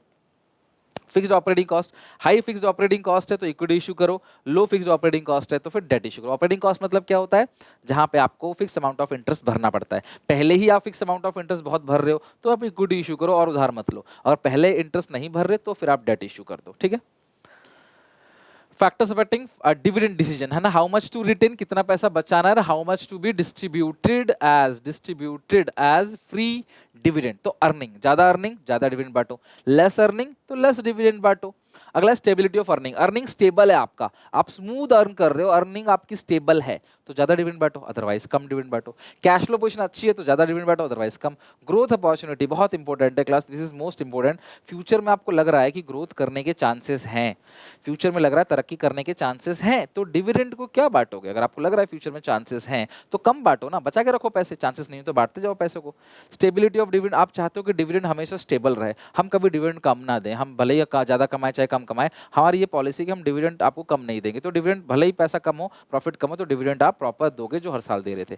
टैक्सेशन पॉलिसी, डिविडेंड अगर टैक्स रेट हाई है तो डिविडेंड कम दोगे, टैक्स रेट लो है तो डिविडेंड आप ज्यादा दोगे, इस टैक्स को नाम देते हैं DDT, dividend distribution tax. Preference of share holders, retire और मिडिल क्लास के लोग अगर आपके पास है तो डिविडेंड ज्यादा दो, यंग और वेल्दी शेयर होल्डर्स आपके पास है तो डिविडेंड कम दो। Contractual constant more long term debt, अगर क्लास लंबे समय तक आपको डेट मिल जाता है तो less dividend, and less long term debt, आपके पास लेस लॉन्ग टर्म डेट है तो मोर डिविडेंड। अगर आपके आपके पास बहुत ज्यादा लॉन्ग टर्म डेट है तो उनको काफी ब्याज भरना पड़ेगा, तो डिविडेंड कम बांटो, अदरवाइज डिविडेंड ज्यादा। अगला है क्लास, तो कॉन्ट्रैक्चुअल कांस्टेंट क्या है ना, आपने होता है ना कि यार कॉन्ट्रैक्ट आपने लंबे समय के लिए रखा है ना, तो जनता जो डिवेंचर होल्डर होते हैं ना वो बोलते हैं ज्यादा मत बांटो भाई, सेव करके रखो, अगर आपके पास ज्यादा डेट है ना तो बांटो मत, पैसे बर्बाद मत करो। Market reaction, more dividend leads to positive impact on stock market, अगर आप ज्यादा डिविडेंड बांटोगे उससे स्टॉक मार्केट में आपका अच्छा नाम हो रहा है, पॉजिटिव कवरेज आपको मिल रही है तो ज्यादा बांटो, अगर अदरवाइज क्लास आप कम बांट सकते हो। तो ये सारे ऑप्शन है। अगला है financial leverage trading on equity, यहां ध्यान से समझना, मैं एक सेपरेट वीडियो आज रात ये कोशिश करूंगा, कल कल डाल दूंगा ना डेफिनेटली, तो कल जो वीडियो डालूंगा मैं वो डालूंगा न्यूमेरिकल्स की, मैं यहाँ पे सिखाऊंगा भी तुम्हें और कराऊंगा भी सारे के सारे न्यूमेरिकल्स जो इस चैप्टर में बन सकते हैं। 5 से 6 न्यूमेरिकल लूंगा, उससे बाहर नहीं आएगा और बहुत आसानी से समझा दूंगा, तुम्हारे वहां 3 से 4 नंबर पक्के हो जाएंगे अगर न्यूमेरिकल आया तो। लेकिन अगर न्यूमेरिकल नहीं आया तो प्लीज मुझे क्वेश्चन सर आपने क्यों करा दिया, बेटा मुझे सब कुछ कराना, पेपर में सब कुछ नहीं आएगा, कुछ भी आ सकता है उसमें से, तो जो न्यूमेरिकल तैयार करके नहीं जाओगे आ गया तो बहुत रोगे, लेकिन अगर आपने तैयारी कर ली और वो नहीं आया तो दुख नहीं होगा, आपने सीखा है लाइफ में, कभी तो काम आएगा, है कि नहीं। तो more debt will result increase in earning only when the rate of earning of company and ROI is more than the rate of interest on debt. ध्यान समझना, दो चीज का कंपैरिजन करना है, अगर आरओआई ज्यादा है रेट ऑफ इंटरेस्ट से तो उसको बोलते हैं positive leverage, financial leverage. Sir financial leverage होता क्या है कि आपके टोटल कैपिटल में डेट कितना है, डेट अपॉन टोटल कैपिटल, इसको बोलते हैं फाइनेंशियल लीवरेज। अगर आरओआई ज्यादा है, रिटर्न ऑन इन्वेस्टमेंट ज्यादा है, रेट ऑफ इंटरेस्ट कम है, मैं बैंक से ले रहा हूँ 5% पे और लगा के कमा रहा हूँ 12%, तो भैया मैं डेट रेज करूंगा ना, डेट बढ़ेगा तो हमारा अर्निंग पर शेयर भी बढ़ेगा, इसको बोलते हैं पॉजिटिव फाइनेंशियल लीवरेज। क्या बोलते हैं, पॉजिटिव फाइनेंशियल लीवरेज। तो डेट के बढ़ने से अर्निंग पर शेयर बढ़ रहा है तो डेट इशू करो, लेकिन डेट ऐड करने से अपनी कैपिटल स्ट्रक्चर में अर्निंग पर शेयर कम हो रहा है तो भैया फिर आप इक्विटी इशू करो, ठीक है। तो आरओआई ज्यादा रेट ऑफ इंटरेस्ट से डेट प्रेफर करो, ईपीएस बढ़ेगा। आरओआई कम है रेट ऑफ इंटरेस्ट से, यह रिटर्न ऑन इन्वेस्टमेंट, फॉर्मूला क्या होता है, earning before interest tax upon capital employed into 100। अगर वो कम है और इंटरेस्ट ज्यादा है तो भैया क्यों उधार लोगे, तुम उधार ले रहे हो 5% कमा रहे हो 3%, तो क्यों ले रहे हो उधार, फिर आप अपना इक्विटी इशू करो। कैपिटल स्ट्रक्चर क्या होता है, proportion of debt and equity use for financing, business चलाने के लिए कितना डेट और कितना इक्विटी यूज करोगे, ये वो है। फाइनेंसिंग डिसीजन क्या था, कितना फंड्स रेज करोगे। अच्छी कैश फ्लो पोजीशन है तो आप डेट को रेज करो, यानी डेट से जो है आप क्लास काम चलाओ। आरओआई, अगर आरओआई ज्यादा है रेट ऑफ इंटरेस्ट है तो आपने डेट अपने कैपिटल स्ट्रक्चर में रखना है। कॉस्ट ऑफ डेट अगर हाई है तो इक्विटी को कैपिटल स्ट्रक्चर में रखना है। और ध्यान रखना है कॉस्ट ऑफ इक्विटी, तो कॉस्ट ऑफ इक्विटी क्या है, अगर डेट को ऐड, कॉस्ट ऑफ डेट में क्या है, सुनो कॉस्ट ऑफ डेट में क्या है, अगर डेट को ऐड करने से नीचे आएगा, कॉस्ट ऑफ डेट क्या है, अगर डेट को ऐड करने से तुम्हारा अर्निंग शेयर बढ़ता है तो डेट ऐड करो, इक्विटी को ऐड करने से तुम्हारा अर्निंग शेयर बढ़ रहा है तो इक्विटी को ऐड करो। मतलब तुम देखो कि अपनी कैपिटल स्ट्रक्चर में क्या ऐड कर रहे हो जिससे तुम्हारा अर्निंग पर शेयर बढ़ रहा है। अर्निंग पर शेयर मतलब earning available for equity upon number of shares. Earning available for equity मतलब क्या है कि जो प्रॉफिट है ना आफ्टर टैक्स आफ्टर डिविडेंड सब कुछ काट कूट के जो प्रॉफिट आ रहा है।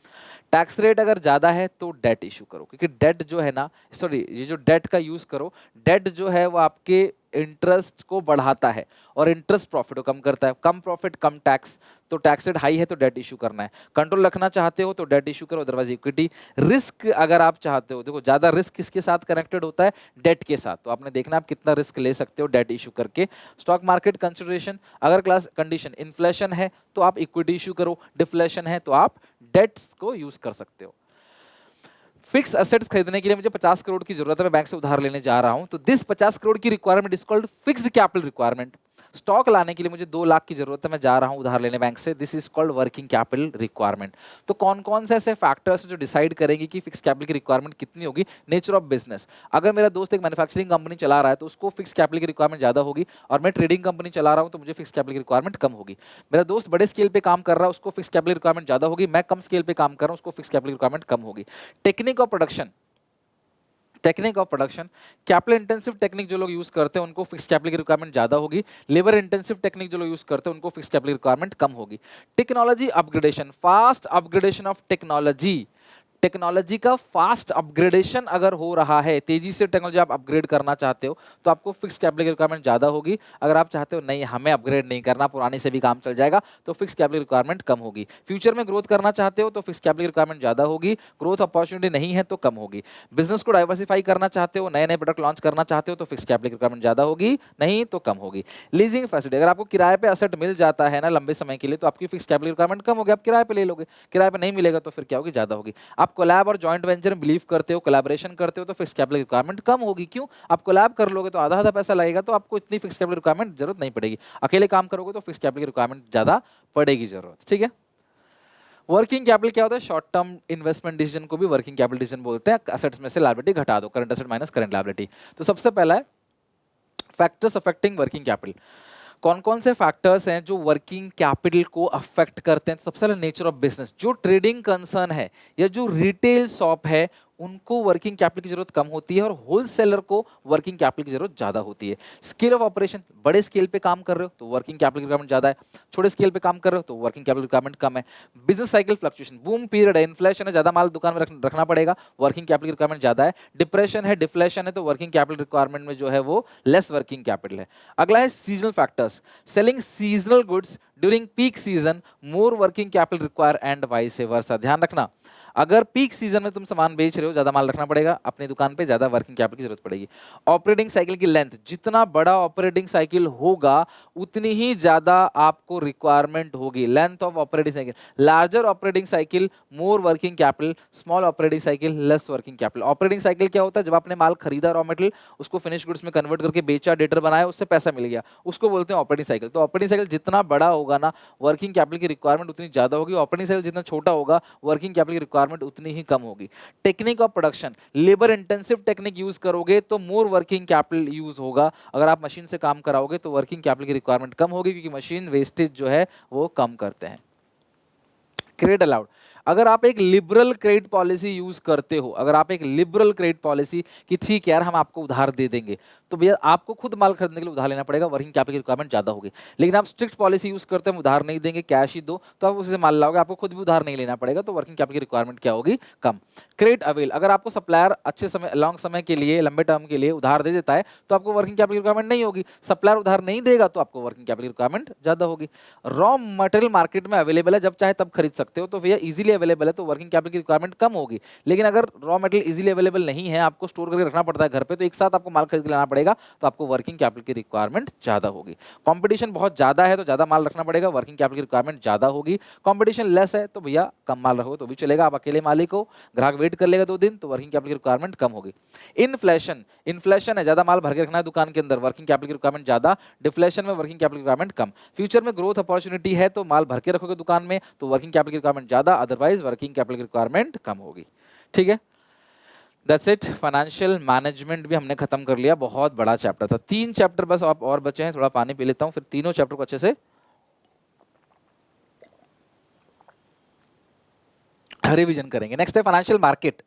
ध्यान रखना, ये एक ऐसी मार्केट है जो सेवर्स और बोरोवर्स के बीच में लिंक क्रिएट करता है, इसी को बोलते हैं फाइनेंशियल मार्केट, राइट। ये इनको पैसे देते हैं, इनको पैसे देते हैं, ये कमा के इनको देते हैं, कमा के इनको देते हैं, हमारा पैसा सही जगह लग जाता है, बट डायरेक्टली लग नहीं सकता, तो बीच में जो लिंक कर रहा है मार्केट, एक मिडिल मैन की तरह काम करता है, उसको बोलते हैं फाइनेंशियल मार्केट। हमारे पैसे को सही जगह इन्वेस्ट करता है। फाइनेंशियल मार्केट 2 टाइप के होते हैं, money market, capital market. Money market short term funds के लिए होता है, वर्किंग कैपिटल रिक्वायरमेंट के लिए होता है। कैपिटल मार्केट होता है लॉन्ग टर्म फंड्स के लिए और फिक्स कैपिटल की रिक्वायरमेंट के लिए। कैपिटल मार्केट फिर 2 पार्ट में आता है, प्राइमरी मार्केट और सेकेंडरी मार्केट। प्राइमरी मार्केट को न्यू इश्यू मार्केट बोलते हैं, डायरेक्टली कंपनी ने आईपीओ निकाला, आपने उससे शेयर्स खरीदा, वो न्यू इश्यू मार्केट है, प्राइमरी मार्केट है। और सेकेंडरी मार्केट को बोलते हैं स्टॉक एक्सचेंज या मार्केट फॉर सेकंड हैंड और indirectly contribute to capital formation. ये कैपिटल फॉर्मेशन यानी इन्वेस्टमेंट को इनडायरेक्टली कंट्रीब्यूट करता है, ये डायरेक्ट कंट्रीब्यूट करता है। मैंने कंपनी से शेयर खरीदा, प्राइमरी मार्केट, फिर मैंने अपने दोस्त को बेचा, उसने अपने दोस्त को बेचा, वो घूमता रहा share, this is called secondary market या स्टॉक एक्सचेंज।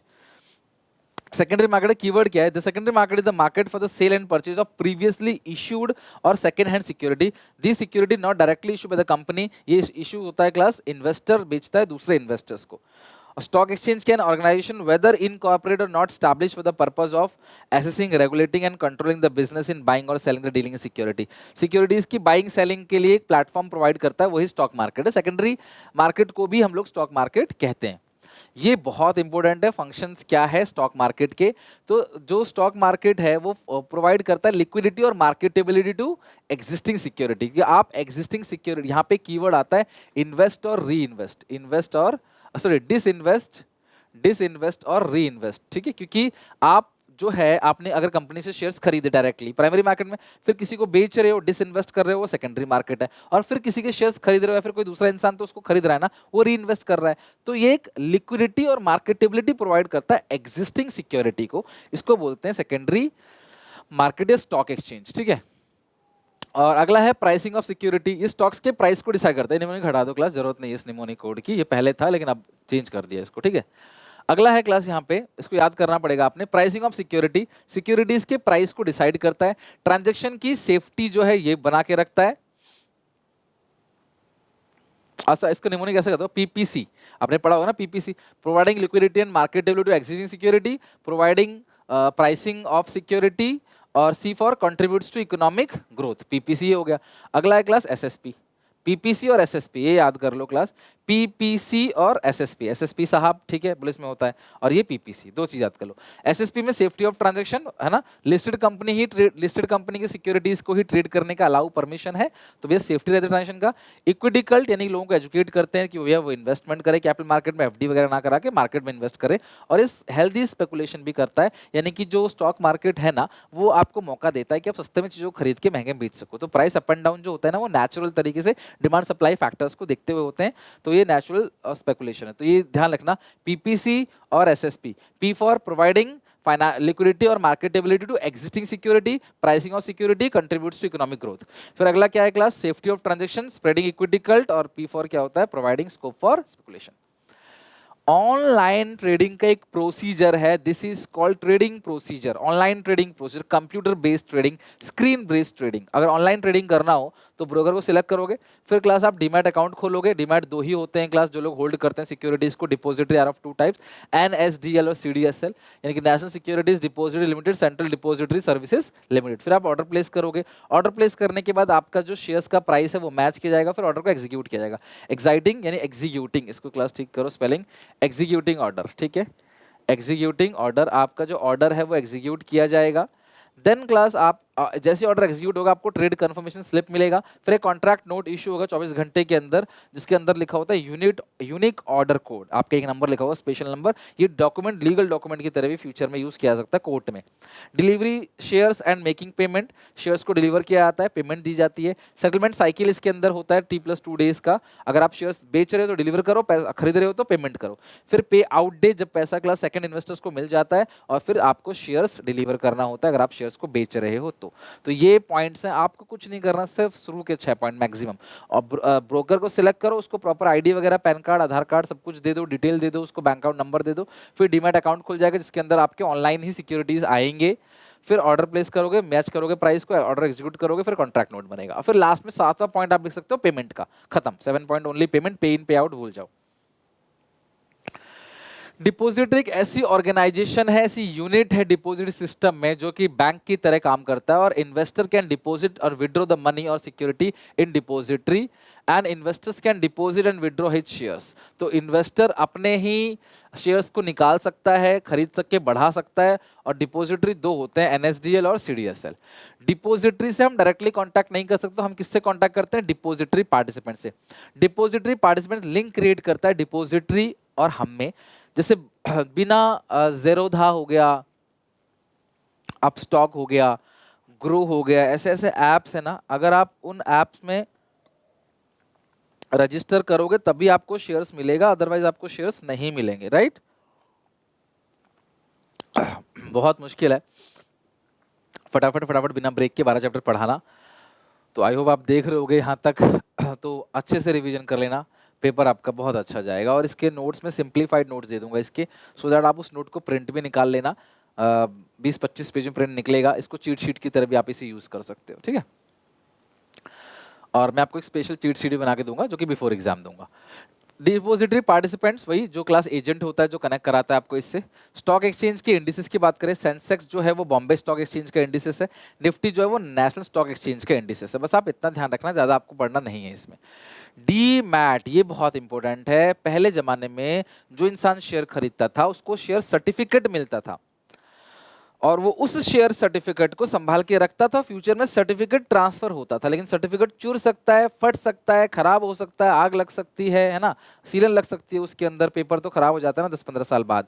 तो उसीलिए इस प्रोसेस को खत्म करके इन्होंने ऑनलाइन स्टॉक्स को रखने का काम कर दिया। This is called demat, dematerialization. आपके पास ऑनलाइन स्टॉक रहेगा, यानी आपके ऐप में दिख जाएगा आपके पास इतने इतने स्टॉक्स है इस कंपनी के, खरीदोगे तो बढ़ेगा, बेचोगे तो घटेगा।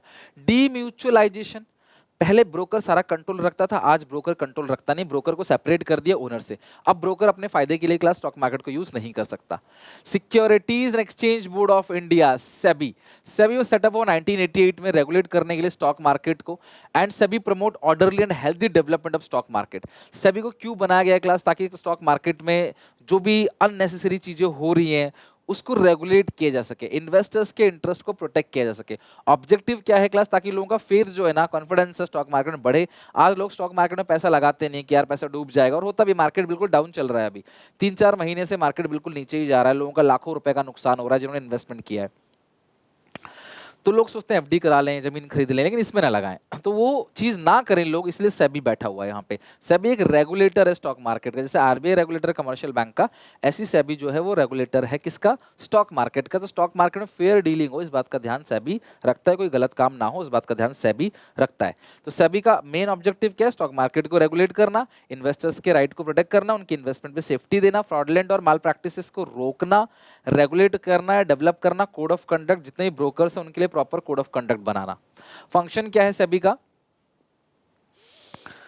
पहला फंक्शन है प्रोटेक्टिव फंक्शन। सेबी जो है वो प्राइस रिगिंग को रोकता है, it promote price rigging, making misleading statement और manipulation.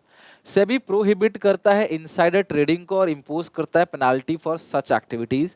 SEBI undertake steps to educate investor, investor को एजुकेट करने का काम करता है। मोस्ट प्रॉफिटेबल सिक्योरिटीज में लोगों को लगता है कि बताता है कि आप यहाँ पैसे लगाओ।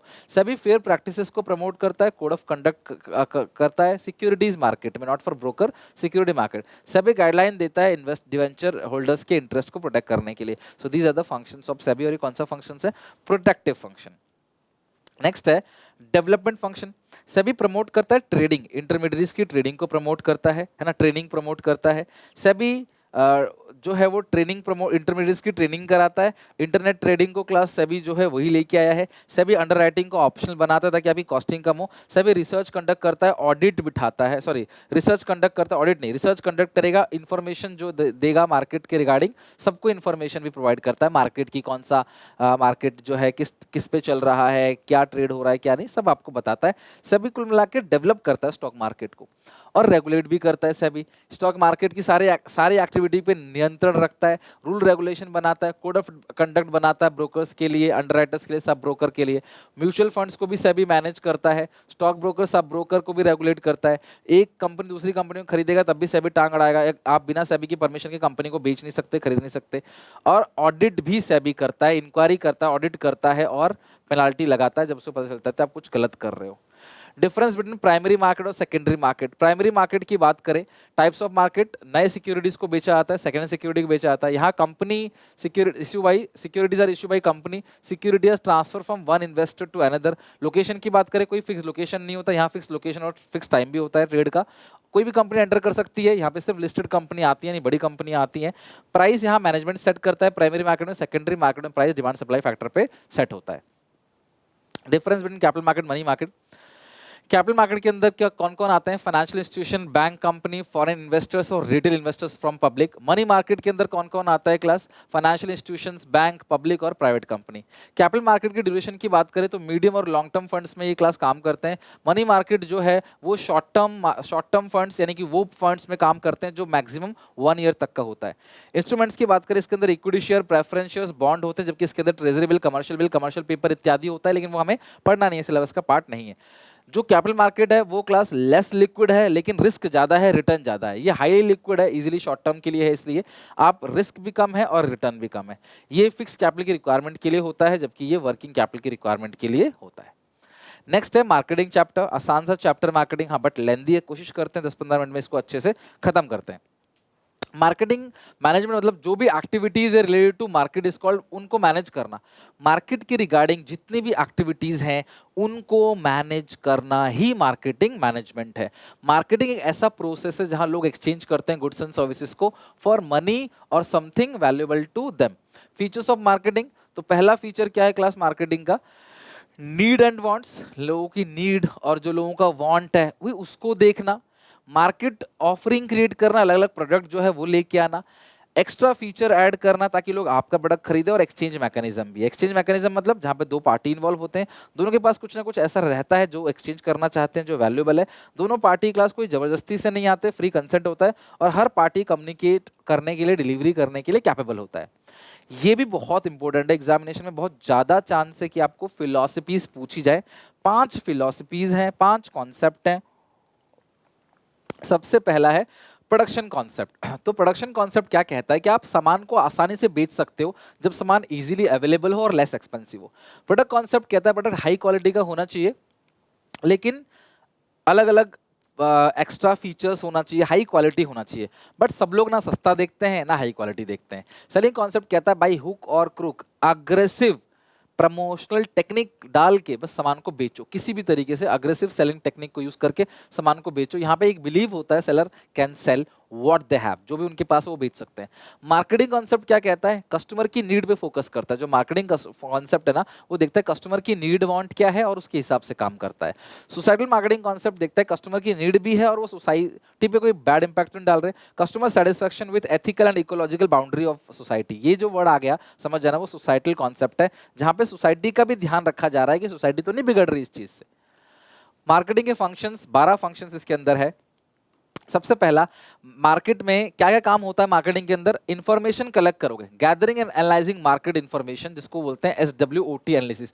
आपका स्ट्रेंथ, आपकी वीकनेस, आपकी अपॉर्चुनिटी क्या क्या आपके पास, थ्रेट्स क्या क्या है। थ्रेट्स का मतलब जो आपके बिजनेस ऑपरेशंस को रोकेगा, और अपॉर्चुनिटी क्या है जो आपको मौका देगा ग्रो करने का। मार्केट प्लानिंग की जाएगी, यानी कैसे गोल को अचीव किया जाएगा। फिर प्रोडक्ट की डिजाइनिंग और डेवलपमेंट की जाएगी, designing, quality standard, size, colour, है ना, टेक्नोलॉजी, ये सब चीजें आएंगी इसके अंदर। डिजाइन किया जाएगा प्रोडक्ट का। डेवलपमेंट इंटेंजिबल्स के लिए, सॉरी एप्लीकेशंस वगैरह के लिए भी होता है, इंटेंजिबल्स के लिए, और जो डिजाइनिंग है वो टेंजिबल प्रोडक्ट के लिए होता है। फिर स्टैंडर्डाइजेशन ग्रेडिंग, स्टैंडर्डाइजेशन का मतलब क्वालिटी स्टैंडर्ड मेंटेन किया जाएगा कि भैया आपका स्टैंडर्ड क्या होगा, रॉ मटेरियल खरीदने से लेकर, पैकिंग से लेकर, एडवर्टाइजिंग से लेकर, आप किस स्टैंडर्ड में काम करोगे। और ग्रेडिंग का मतलब क्या है, क्वालिटी के बेसिस पे, फीचर्स के बेसिस पे प्रोडक्ट को बांट देना, this is called classification of product, grading.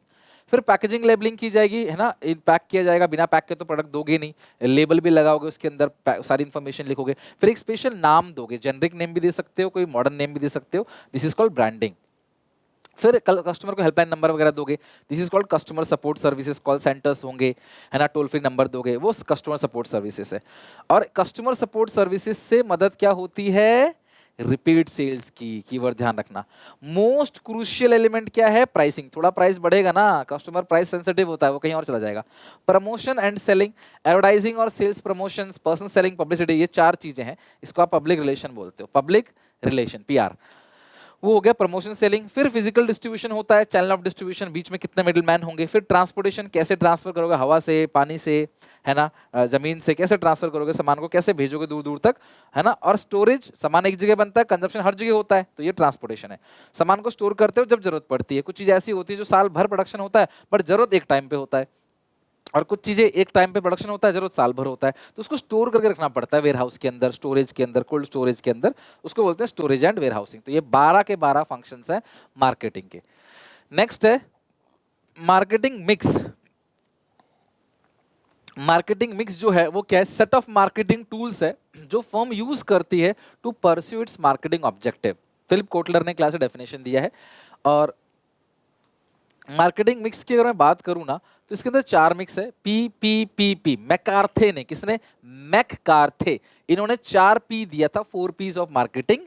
और product mix, place mix, price mix, promotion mix. Product mix का मतलब क्या है कि जो भी डिसीजन प्रोडक्ट के लिए लिया जा रहा है उसको बोलते हैं product mix. Important decision related to product, इसके अंदर ब्रांडिंग, पैकेजिंग, लेबलिंग, 3 चीजें आती है। ब्रांडिंग का मतलब क्या है, प्रोडक्ट को बेचने के लिए कोई एक नाम लेते हो आप, उस नाम के थ्रू प्रोडक्ट बेचते हो, उसको बोलते हैं ब्रांडिंग।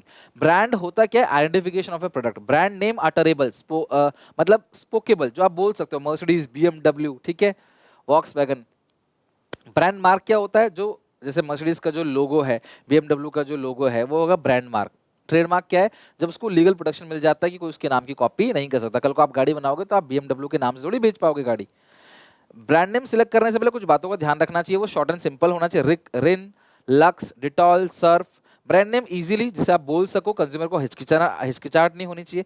ब्रांड नेम सजेस्टिव होना चाहिए नेचर में से, उजाला हो गया, हेयर केयर हो गया, हाजमोला हो गया। ब्रांड नेम यूनिक और डिस्टिंक्टिव होना चाहिए, एरियल, टाइड एक्सेट्रा, ताकि बिल्कुल अलग हो सबसे। और ब्रांड नेम जब भी आप सिलेक्ट करो ना तो उसके अदर लैंग्वेज में मीनिंग देख लो, कोई गंदी मीनिंग तो नहीं निकल रही अदर लैंग्वेज में। ये सारे के सारे हैं क्लास, आपको ब्रांड नेम रखने से पहले डिसाइड करना पड़ेगा। ब्रांडिंग का फायदा बहुत होता है, आप एक्स्ट्रा पैसे ले सकते हो, सेल्स बढ़ जाती है उससे, प्रीमियम प्रीमियम फील करता है कस्टमर, तो फायदा तो होता है ब्रांडिंग का।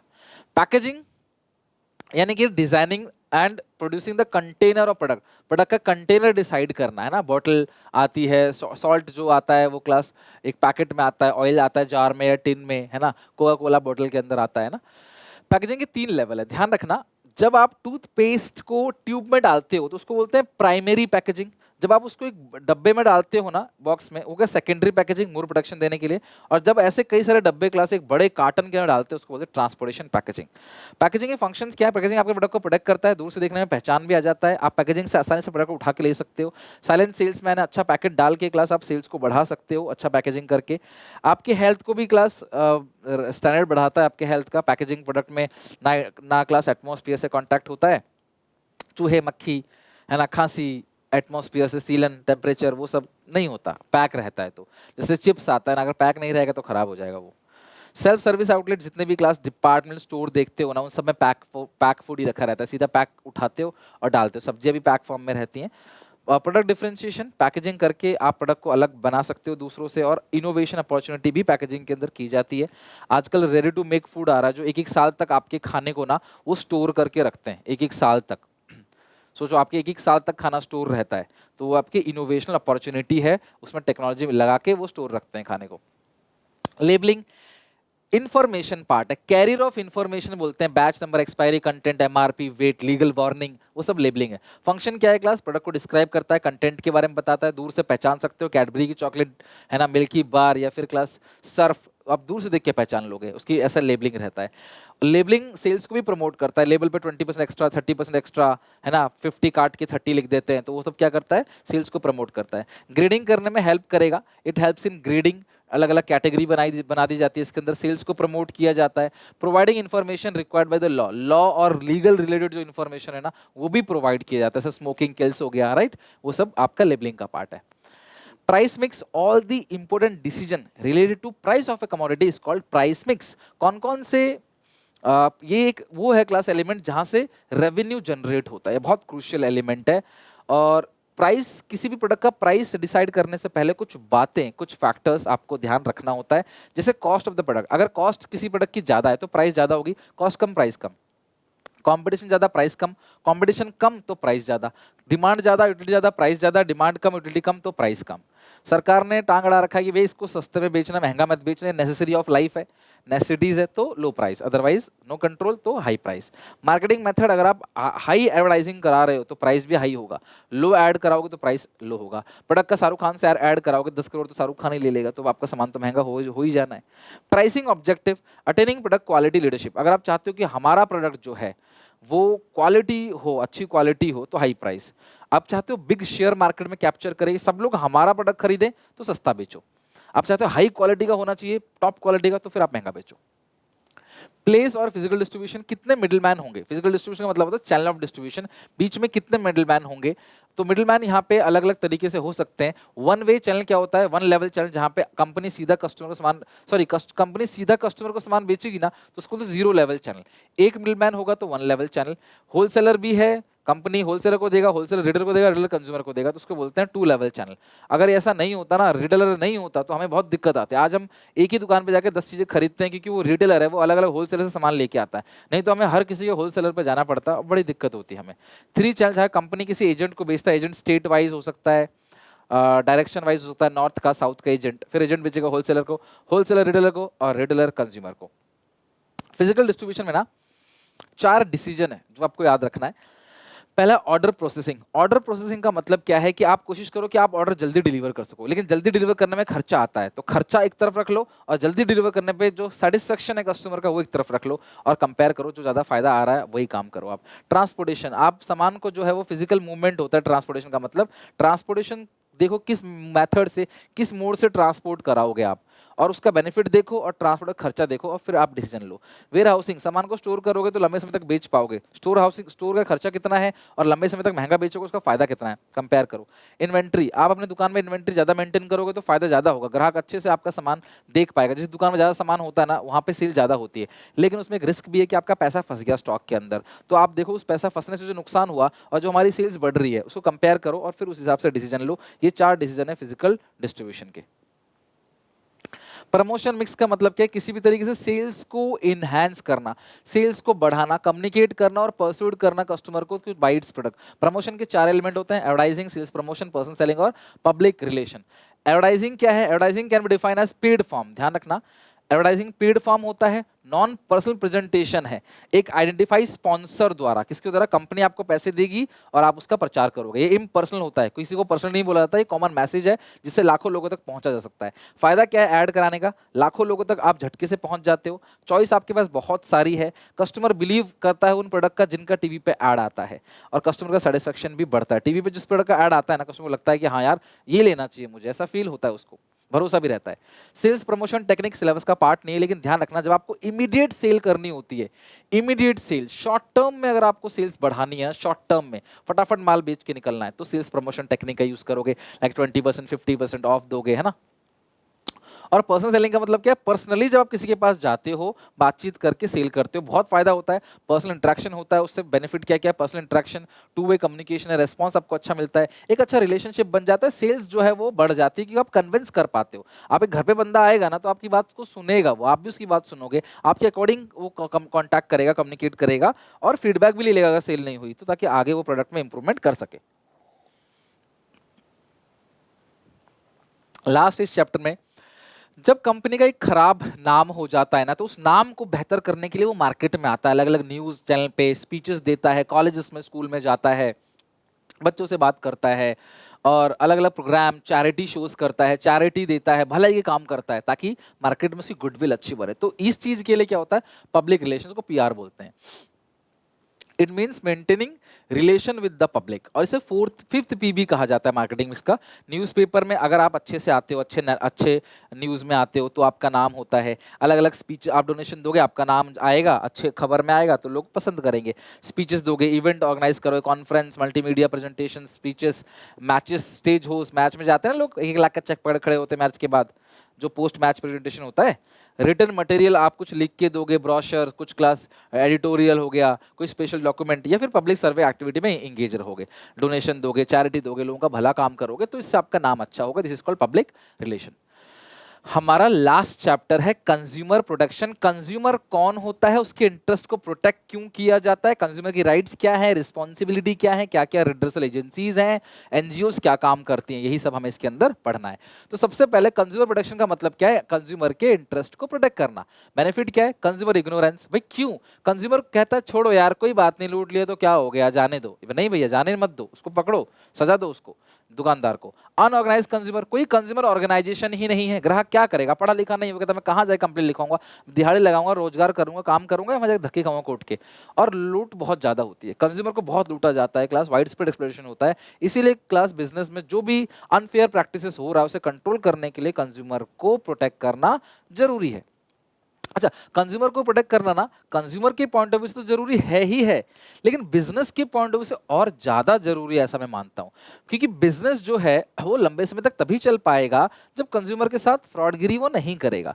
बिजनेसमैन सोसाइटी के रिसोर्सेज का यूज करता है, तो अगर आप सोसाइटी को लूटोगे तो फिर भैया लंबे समय तक कैसे चलोगे। सोसाइटी का रिसोर्सेज आप यूज कर रहे हो तो सोसाइटी के लोगों को सर्व करो, ये आपकी सोशल रिस्पॉन्सिबिलिटी भी है। आप चाहते हो सरकार टांग ना अड़ाए, आप गलत सामान बेचोगे, लूटोगे, मिलावट करोगे सामान में, तो सरकार टांग अड़ाएगी और सरकार फिर आपको लीगल वार्निंग भेजेगी। तो आप नहीं चाहते ऐसा हो तो ऐसा मत करो। और कंज्यूमर ही तो बिजनेस का पर्पस है भैया, ग्राहक भगवान है, ग्राहक नहीं रहेगा अगर तो तुम क्या चलाओगे दुकान को, क्या चलाओगे बिजनेस को। तो तुम्हारे लिए ज्यादा जरूरी है कि तुम ग्राहक को प्रोटेक्ट करो, ताकि ग्राहक माउथ एडवर्टाइजमेंट करे और आपका नाम हर जगह ले और बोले कि भाई इसका सामान लो, इसका सामान अच्छा है।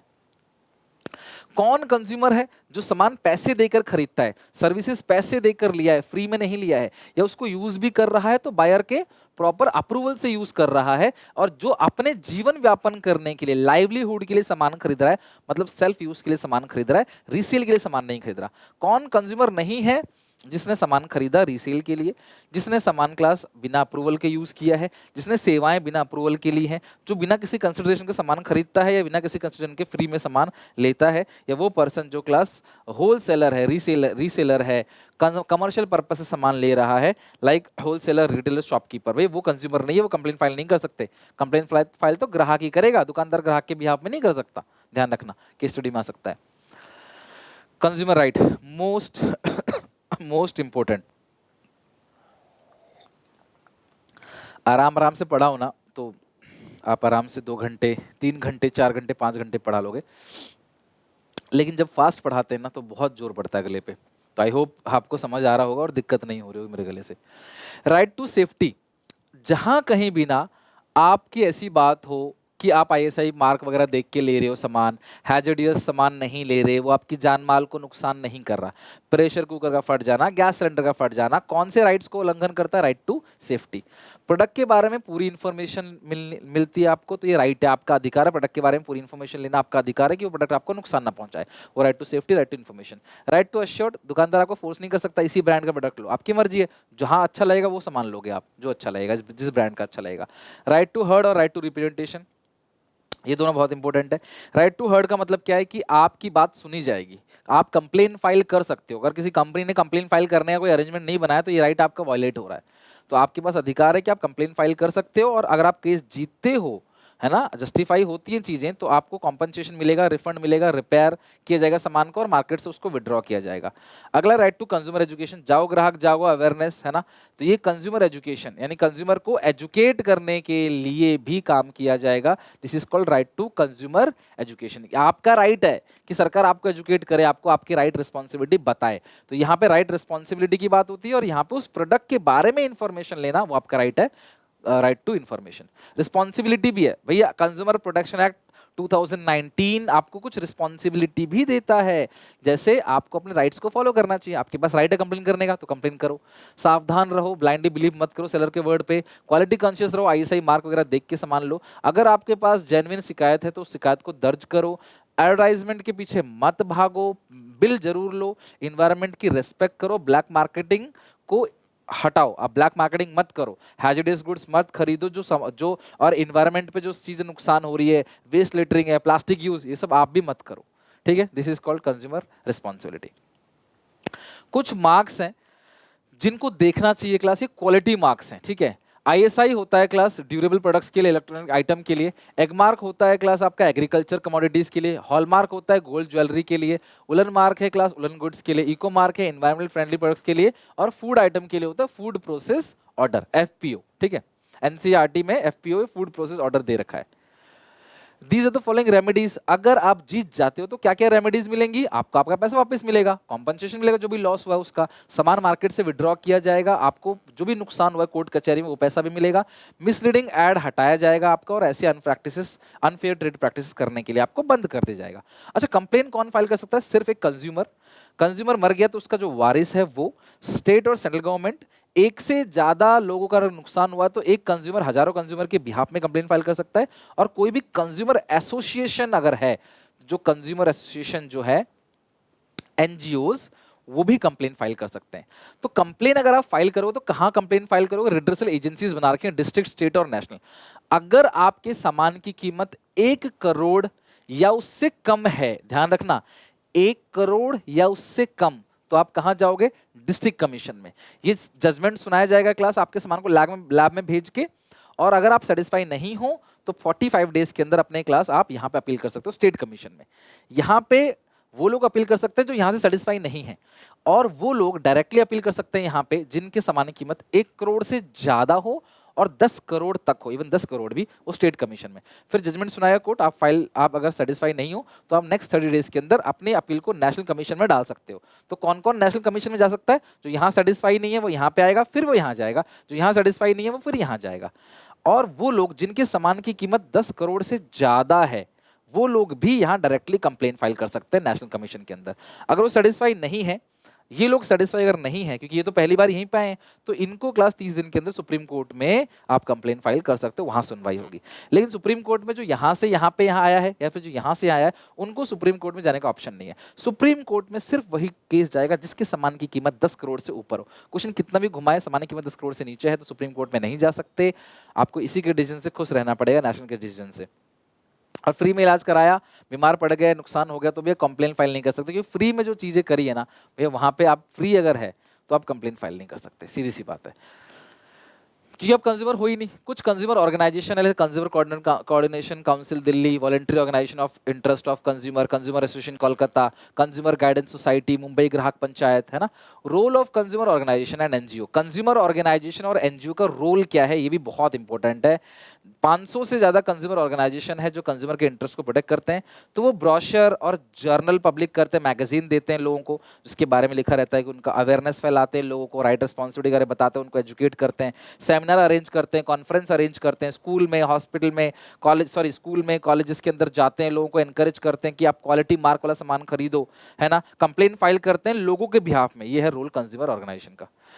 Finally that's it. I think 2 घंटे से भी ऊपर हो गया, बट फाइनली हमने अपना पूरा का पूरा सिलेबस एक ही गो में, without any cut, without any break, मैंने पूरा रिवीजन करा है। मेरा गला बहुत दर्द हो रहा है। इसके बाद ब्रेक लेके मैं फिर से रिकॉर्ड करूंगा आगे के चैप्टर्स का। तो वीडियो कैसी लगी मुझे बताना, और अच्छा लगा तो प्लीज़ सपोर्ट करो यार, थोड़ी मेहनत करो, चैनल को सब्सक्राइब करो। इतना अगर आपको लगता है मेरी मेहनत वर्थ इट है तो प्लीज़ हम दोस्तों को शेयर करो, कॉमर्स के हर एक बच्चे तक वीडियो पहुंचाओ। मिलते हैं नेक्स्ट वीडियो में, टेक केयर, बाय बाय।